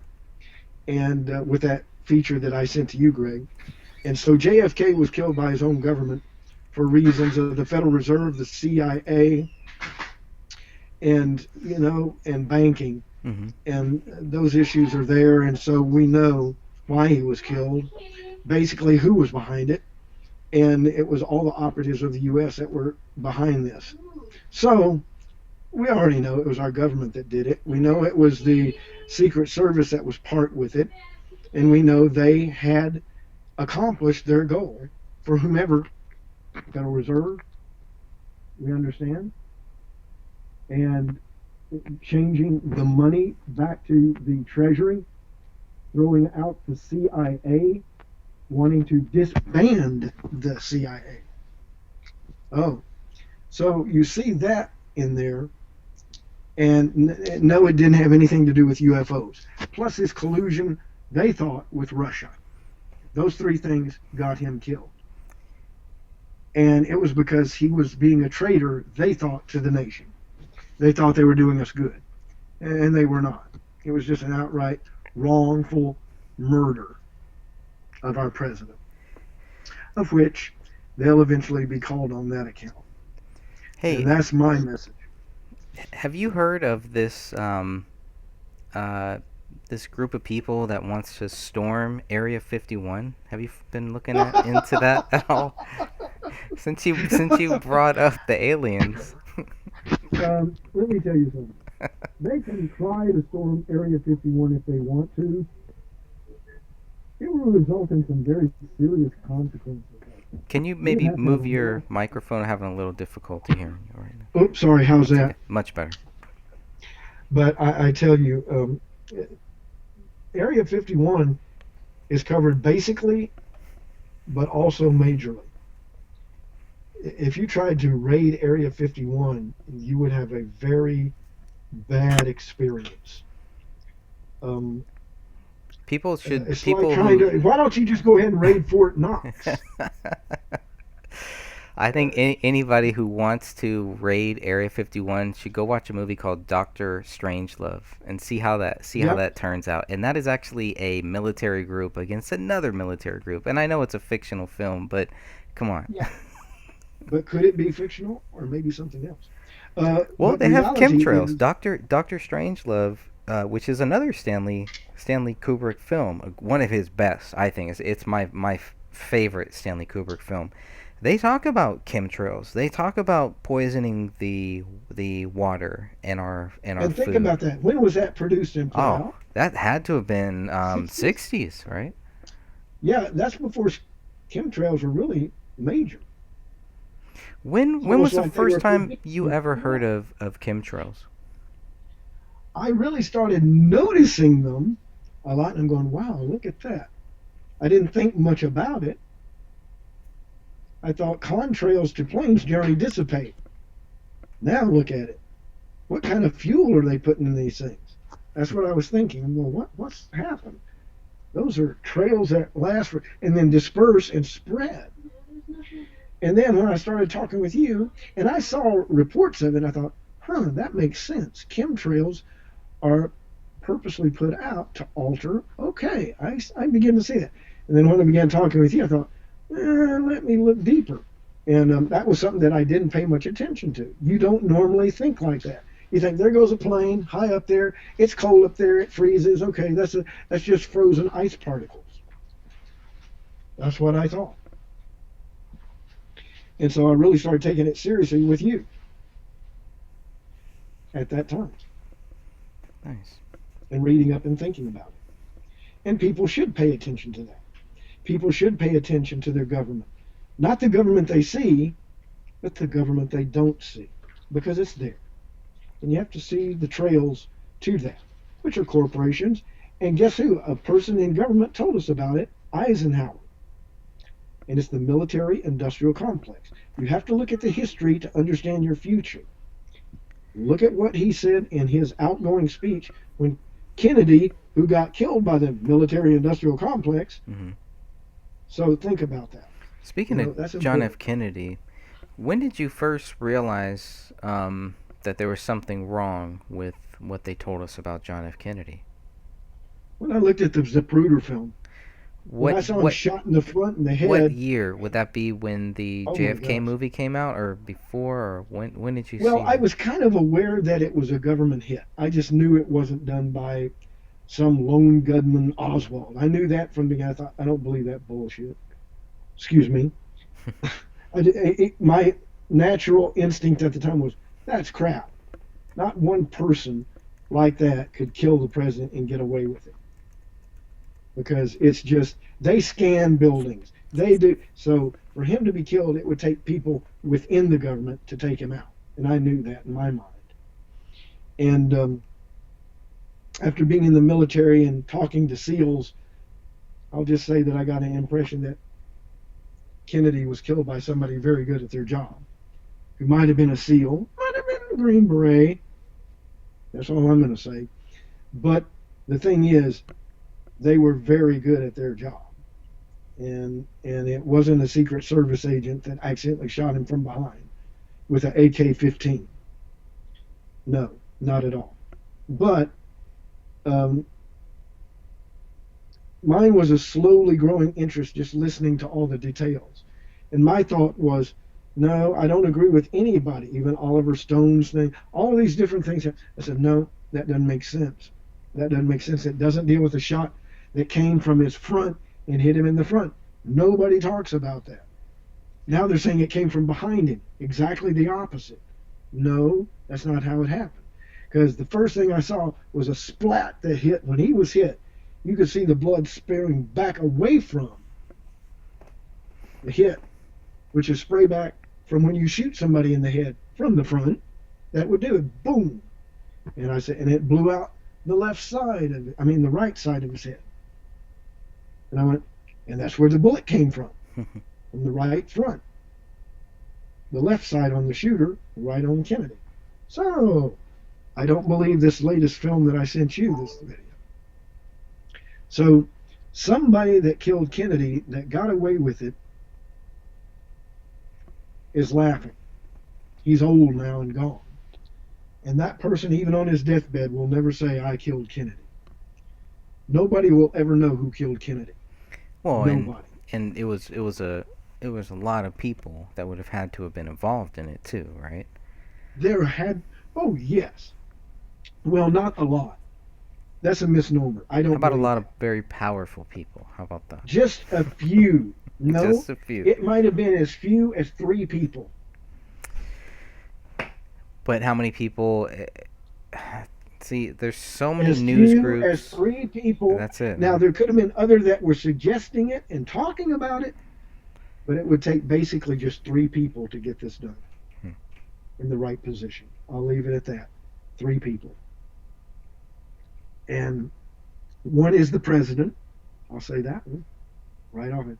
The vice president, maybe, that is. So, Johnson, possibly in on it. Very, very, very, very, very, very possible. Because guess where Johnson was from? I think somewhere What in state? somewhere What's he in from? Texas. Texas. And guess what I sent you pictures of in Waco, Texas? What's that? Do you know that one of the largest Masonic lodges, one Oh, registered in the yes. world, is in Waco? I never knew I that. didn't. I had no idea until you sent that. That No. stunned me. I remember seeing the Masonic symbols, and I saw the Masonic library and everything, the one with the Sphinx on each side. I sent you those pictures. Mhm. But the lodge itself, the main lodge, is one of the biggest in the world. You know what that means? It's one of the main lodges. Oh, it makes me upset. But is as true as the lodge in London. So one of the most important lodges, I think, next to the ones in Great Britain, are located where? In Waco, Texas. That stunned me. I thought we had a little lodge. Okay, yeah. And there's even a lodge in Belton, in Moody, lodges in Crawford. I've seen the lodge in Crawford, Texas. There's a lodge in little bitty Crawford, Texas. Wonder why that is. Never mind. But the realities that struck me when I learned that the lodge here is one of the largest in the world said two things. Texas is a Masonic state. And it's highly influential. Some of the most important, I think, Masons, and as you are well aware, Skull and Bones and Masons tied together are in Texas. We're having a little trouble hearing you again. It just sounds a little muffled. I know you said Oh, I'm sorry. Let me get this back. Skull and Bones and How's it? Masons were a part of. Yeah, Yeah, yeah. And the largest Masonic lodge it's is in right Waco, there. Texas. Wow. Do you know And how long it's been in Waco, Texas? I didn't think I don't think since I I've asked you lived here in the 50s, that. it's been Wow. here since I think the 40s. Okay, that's a long time. And maybe before. I don't know. They say a timeline, but look up the Masonic Lodge, Waco, Texas. Look it up. Will I do. was shocked. I knew of Masonic Lodge here. I didn't think it had that notoriety. So, do Masons? Did Masons? Was Lyndon B. Johnson a Mason? I bet you Hmm. we would find that he was. I would not be surprised if he was. I'm sure you wouldn't either. I'm sure he was a Mason. Interesting. And it's to me, it's funny how many Masons became president. Got to look at that. Skull and Bones people. Those kinds of people that you look at the organizations they're in, and they all tie to where in Monterey? All these organizations have ties to Bohemian Grove, the head organization over Masonic, Skull and Bones, whatever you can name any secret club, Odd Fellows, whatever. It all ties to where? It all goes to Bohemian Grove. Why? That town has a population of about 1,300. One of the smallest towns in California. There are smaller, but none. That city is the most powerful city in the world by all who go there. Think about that. You think so? Why do you think that? Monterey. What is Monterey? Have you looked up the name? It's in the words of Donald Trump, I would I got a few words for it. Rio. Wait a minute. Let me do something here. Okay. Okay, I have a cat coming up going, yay, I want to be your attention. Let me check this out. I'm going to pull up. See what? I'm going to probably shock myself. Forgot.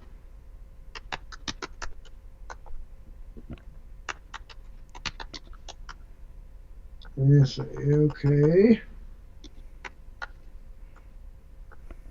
I can type, which I can't, see. Let's see. Here we go. Let's see. And you notice, what is Monterey by? What major river? The Russian River. I know how Trump got colluded with Russia. It's because he went to the Russian River. Now it all makes sense. That's See? the Russian collusion. He went to Monte Rio to the Russian River. Yep. Okay. That's too funny. You never know. Maybe the Democrats came up with it that way. You can't be so sure. He can't be so sure. That's true. It's disturbing. Hey, it may be. The scary thing is, I might be right. Yeah, that's the very disturbing thing. But the thing is, it might be Russian River. That's in California. Trump's been down there. He's been inner tubing. So he's in collusion with what? Russians.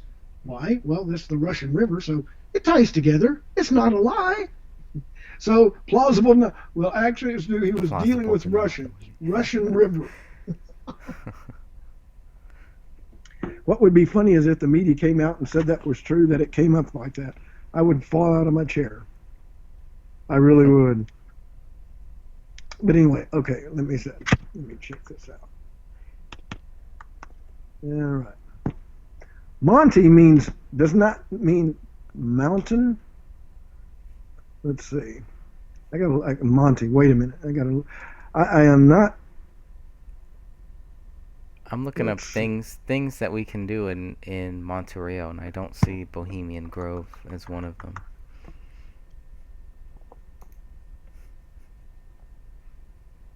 Let's see.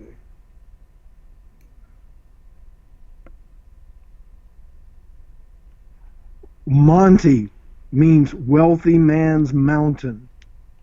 Oh, I had no idea. Wow. There you go. How interesting. What does Rio mean? River? I'm sure that means in it. Because Rio de Janeiro. From Portuguese, Rio, river of January. Rio de Janeiro, river of January. Wow. So it's river. So it's the mountain river. Rich man's mountain river. A wealthy man. A wealthy man's mountain river. Monte is an English baby name. In English baby names, the meaning of the name Monte, which we do, is from the wealthy man's mountain.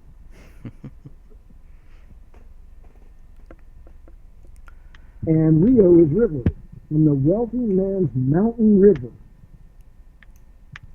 And who goes to Bohemian Grove? All the wealthy of the world. And what is the wealthy man's mountain? Think about that for a second. What is the wealthy man's mountain? Mm-hmm. If you think about it, it's interesting. The wealthy man's mountain river, Monte Rio. The river of wealth. Makes sense why power. They moved there. So think about it. Why do they all go to Monte Rio in that little dark place? Because that's where they go to worship Moloch, to get their mountain, the river of power and money and just rulership by power and wealth. And like a river, what happens with a river with everything in the river? Whether it be silt, which they would consider silt to be people, and them, the river and the water that moves them. So it makes perfect sense they would go to Bohemian Grove to move people with the wealthy man's mountain river that flows out throughout the world and has tributaries everywhere. Does it begin to make sense? Doesn't it? Oh yeah. Oh yeah. It all lines up. I never thought about Monte Rio. I thought Monte meant mountain, but I wanted to double check. And guess where it is? It's English, from Britain. The English name, Monte. Ah. English. The name Monte is an English, they say baby name, English name. Why do they say baby name? It's a name. In English baby names, the meaning of the name Monte is From the wealthy man's mountain. Wealthy man's mountain. From the wealthy man's mountain. Hmm. From the wealthy man's mountain river. Yep, that's all you need to know right there. Now think about it. Who is the wealthy man? And what is his mountain? The wealthy man. Who in the world, worldly, The the devil. wealthy man's mountain river? Well, there's two rivers. There's the Father's and the evil one. Yeah. Now, Satan controls the powers and the wealth, as he said to the Son. I control the glory of all these nations.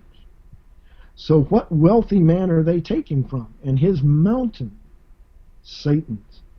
And Bohemian Grove is that area which was evil by the Native Americans, that they stayed away from there because it was coming from the wealthy man's mountain, which was not given for them, but unto those who were called. See, just like the Savior calls his own, guess what? Satan has called his own through the Bohemian Club and many other clubs that meet in where? Bohemian Grove. And the grove is tied to groves or trees that have ancient deities tied to them. The dyads, which were spirits of the trees. And so now I begin to see a different picture to where they're calling all people who are controlled and work with these spirit beings to their meeting spot, their commonality, their common ground, the evil part, the evil place. You know, when you go to a club that's a seedy club, that's dark and dank, what do you feel when you go in there? Dirty, paranoid, and You want to get out of there. ready That's to leave. not your club setting. Ready to leave. But when you go to a well-lit, beautiful club that's nice, well, you go, oh, well, I'm comfortable here. Calm. Well, Yeah. therefore, Mhm. there, where are they going? To that dark, dank region, which is just totally turned away from by the Native Americans. They said evil is there. But yet they all come there and feel quite comfortable. You get the understanding then of what's going on. As I said before. In Monterrey, from the wealthy man's mountain river. Rivers of what? Wealth and power. Which Satan provided to the Son when he tempted him. These go there because they were not only tempted, they fell to it. And they rule the world by whose power? The devil. It's an obvious answer. Satan, That's right. who is listed as Moloch, the great owl, who is a predator that flies in the what? Daytime or at night? At night, Has the power of the night. when everybody's sleeping beginning, and nobody's looking. It makes every bit of sense now, doesn't it? Mm-hmm. It's a spiritual thing. And are they dealing with interdimensionals there? I believe that's an unequivocal. That's a scary thought. So, has there ever been any UFO activity reported there? I've never heard of any, and I've looked. Nothing in Monterrey that I've known of. Mount Shasta, yep. That's an The Bay interesting Area? question. Yep. Mm-hmm. So what goes on at Monterrey that we do not see? Well, we don't know because we don't see and nobody's talking. But something happens there, especially during July. And it's winding up now. They're all leaving Monterrey now. This would be the time to show up. Not when they're coming in. Yeah, you're right. When they're going out. You're right. To see what their expression, and I bet you some leave fearful. Yeah. I bet you there's a lot of fear that goes on in that camp. Oh yeah, And there's a lot of intimidation. all the people there, the people that work there, the people that go there. You can totally see it. You can see how It's yeah. And I It's did fear. see Rockefeller, the elder, go in that time. He looked at me David. like I was crap. Yeah, right before he died at 101. That was in 2012, though. And he looked at me and he had the look of, you piece of. It's looking like I was something that some dog just dropped on the pavement, so to speak.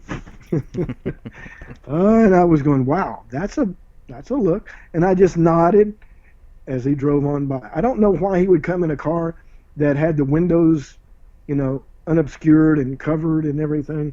But if that wasn't David Rockefeller, it was his dead-on double. And maybe that's what it was. I don't know.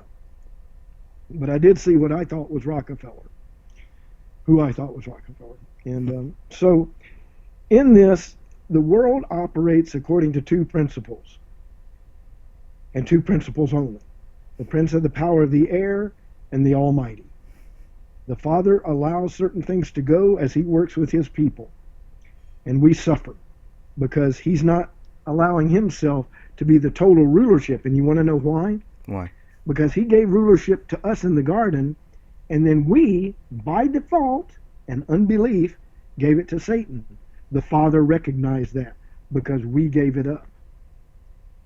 And legitimately, Satan took it by that default. So the Father honors that to some degree, in my opinion. So he says, okay, you've got the earth and all the people in it, and I'm going to save my people out of that. Your people, I'm going to fight that. I want them all. So that's why we have what we have today. It is a default. Satan rules by default, by the fact that we fell. Otherwise, he would have had no power, period. He would have been cast out himself. So, with that understanding, now we know why evil is in the world. Because we created it with our turning to listening to Satan. And if you listen to yourself and your ways, it's just like listening to Satan. Same results. And whether you are one that listens to Satan, or maybe you don't believe in Satan, but you practice casual Satanism, as I've heard it called. Kind of like casual Christianity, I guess. But the reality is, you're wrong. And I can have unbelievers say, you're wrong, and I'll say, you're right, I'm wrong. I'm a sinner, but I'm going to keep telling the right things.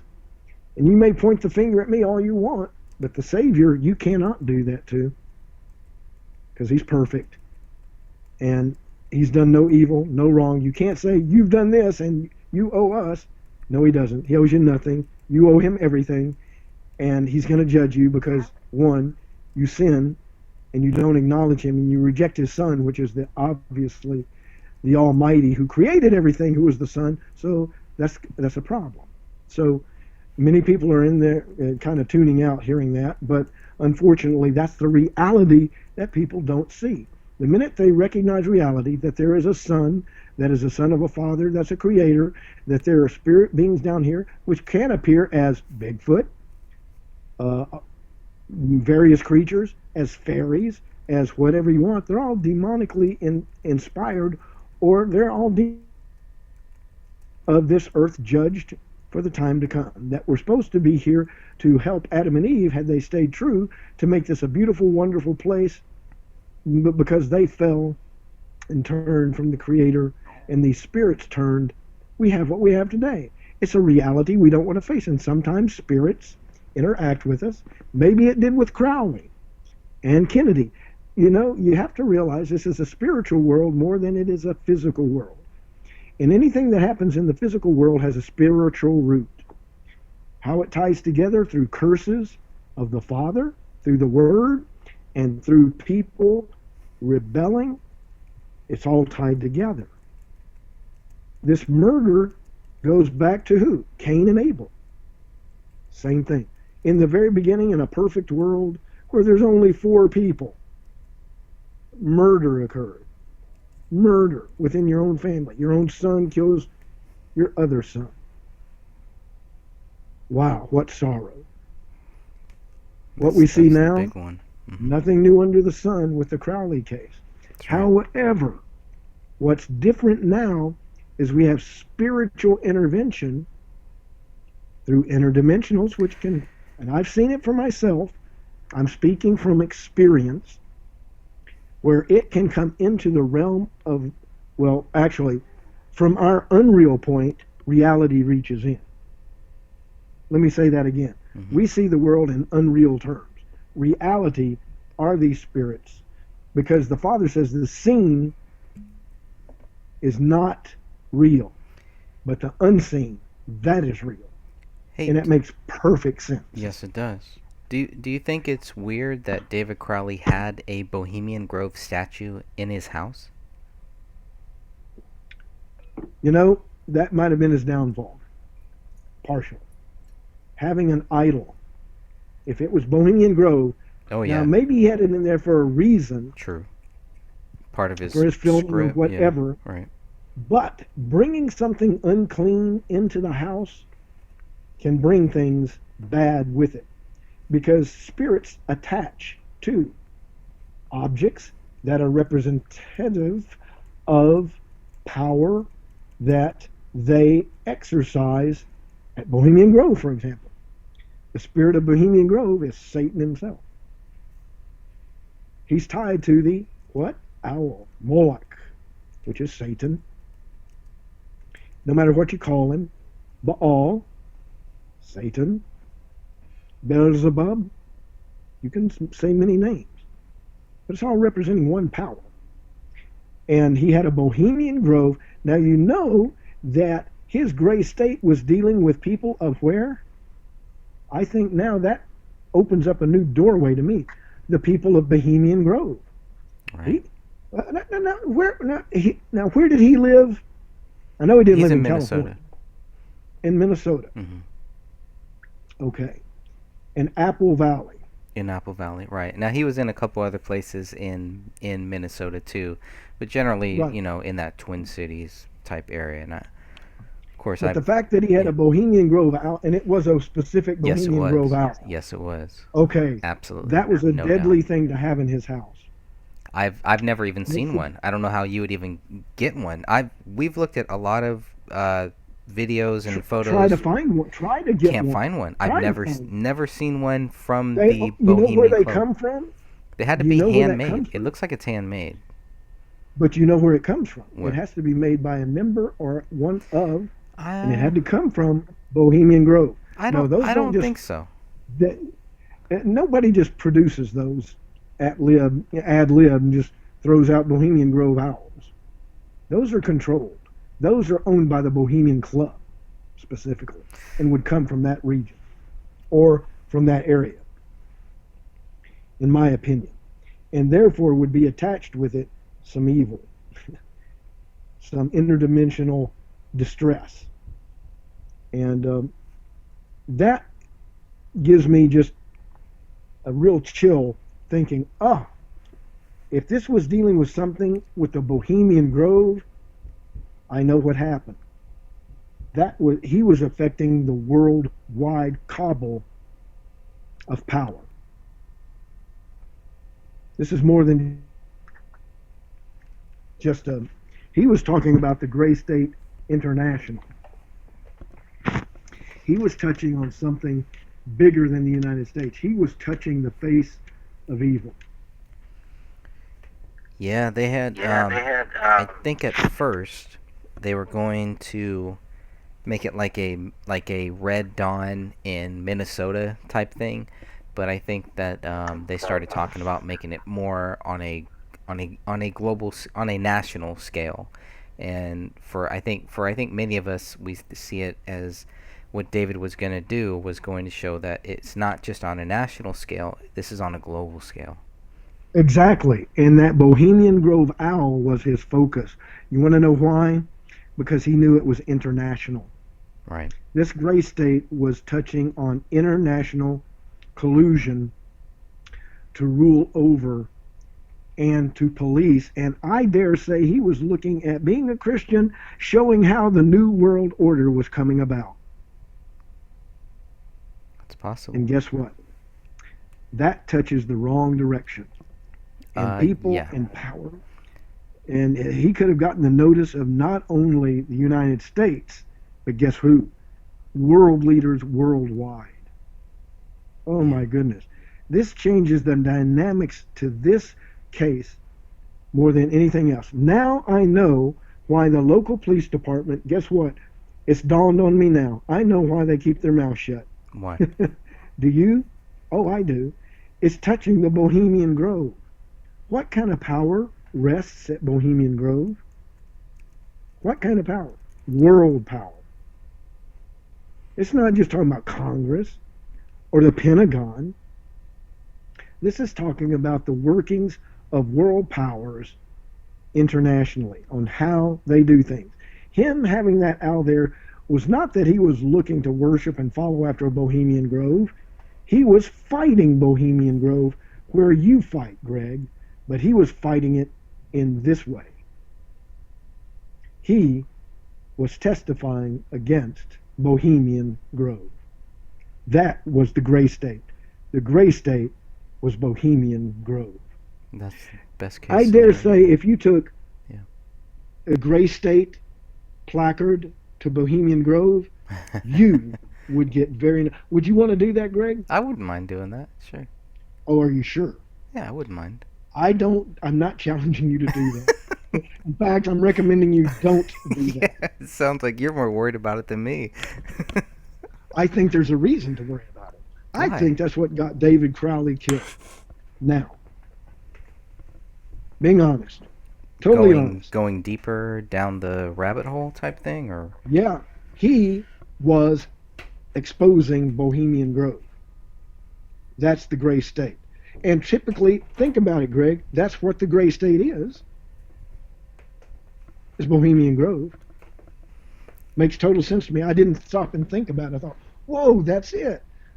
What's a gray state? A worldwide enterprise that's ruling locally in every country because it's a gray state. It just slides in there very innocuously and rules the world and is leading to the New World Order. Bingo. He was exposed. And who is he? He's a Christian. That's what he wants to expose.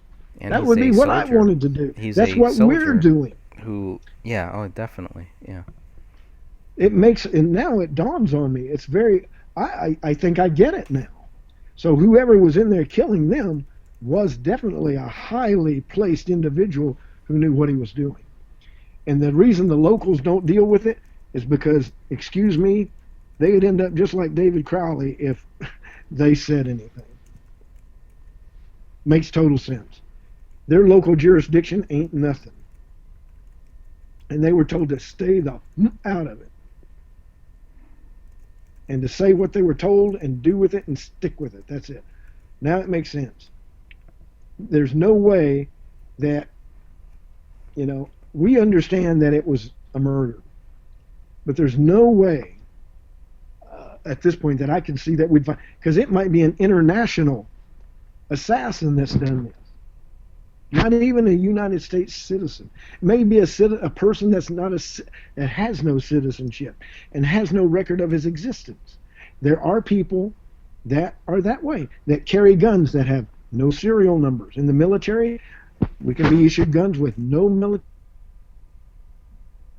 serial number, no lead to, that are cleansed, that leave no identifying marks. Do you see what I'm saying? Yeah. These things exist. They the do cover-up- exist. But the cover up would have And to it's be easy so to big. cover up something that you can't uncover. Think about it. Sometimes there's things that are not covered because there's nothing to cover. They do it so well, there's nothing there. Not that it's impossible to find things, but it will not lead you in a direction to where you can find the reality that you're looking to discover. Because they do it in such a way that there is no discovery to be made, because they do it with a person that has no fingerprints. There are people like that have no fingerprints. They eliminate them. Sounds weird, but it's true. There are people that have no prints, that they could go in without gloves and leave not much evidence behind. They shave all their hair. There's no hair. They are the ultimate assassins. They do exist. I've never seen one, but I know of them. And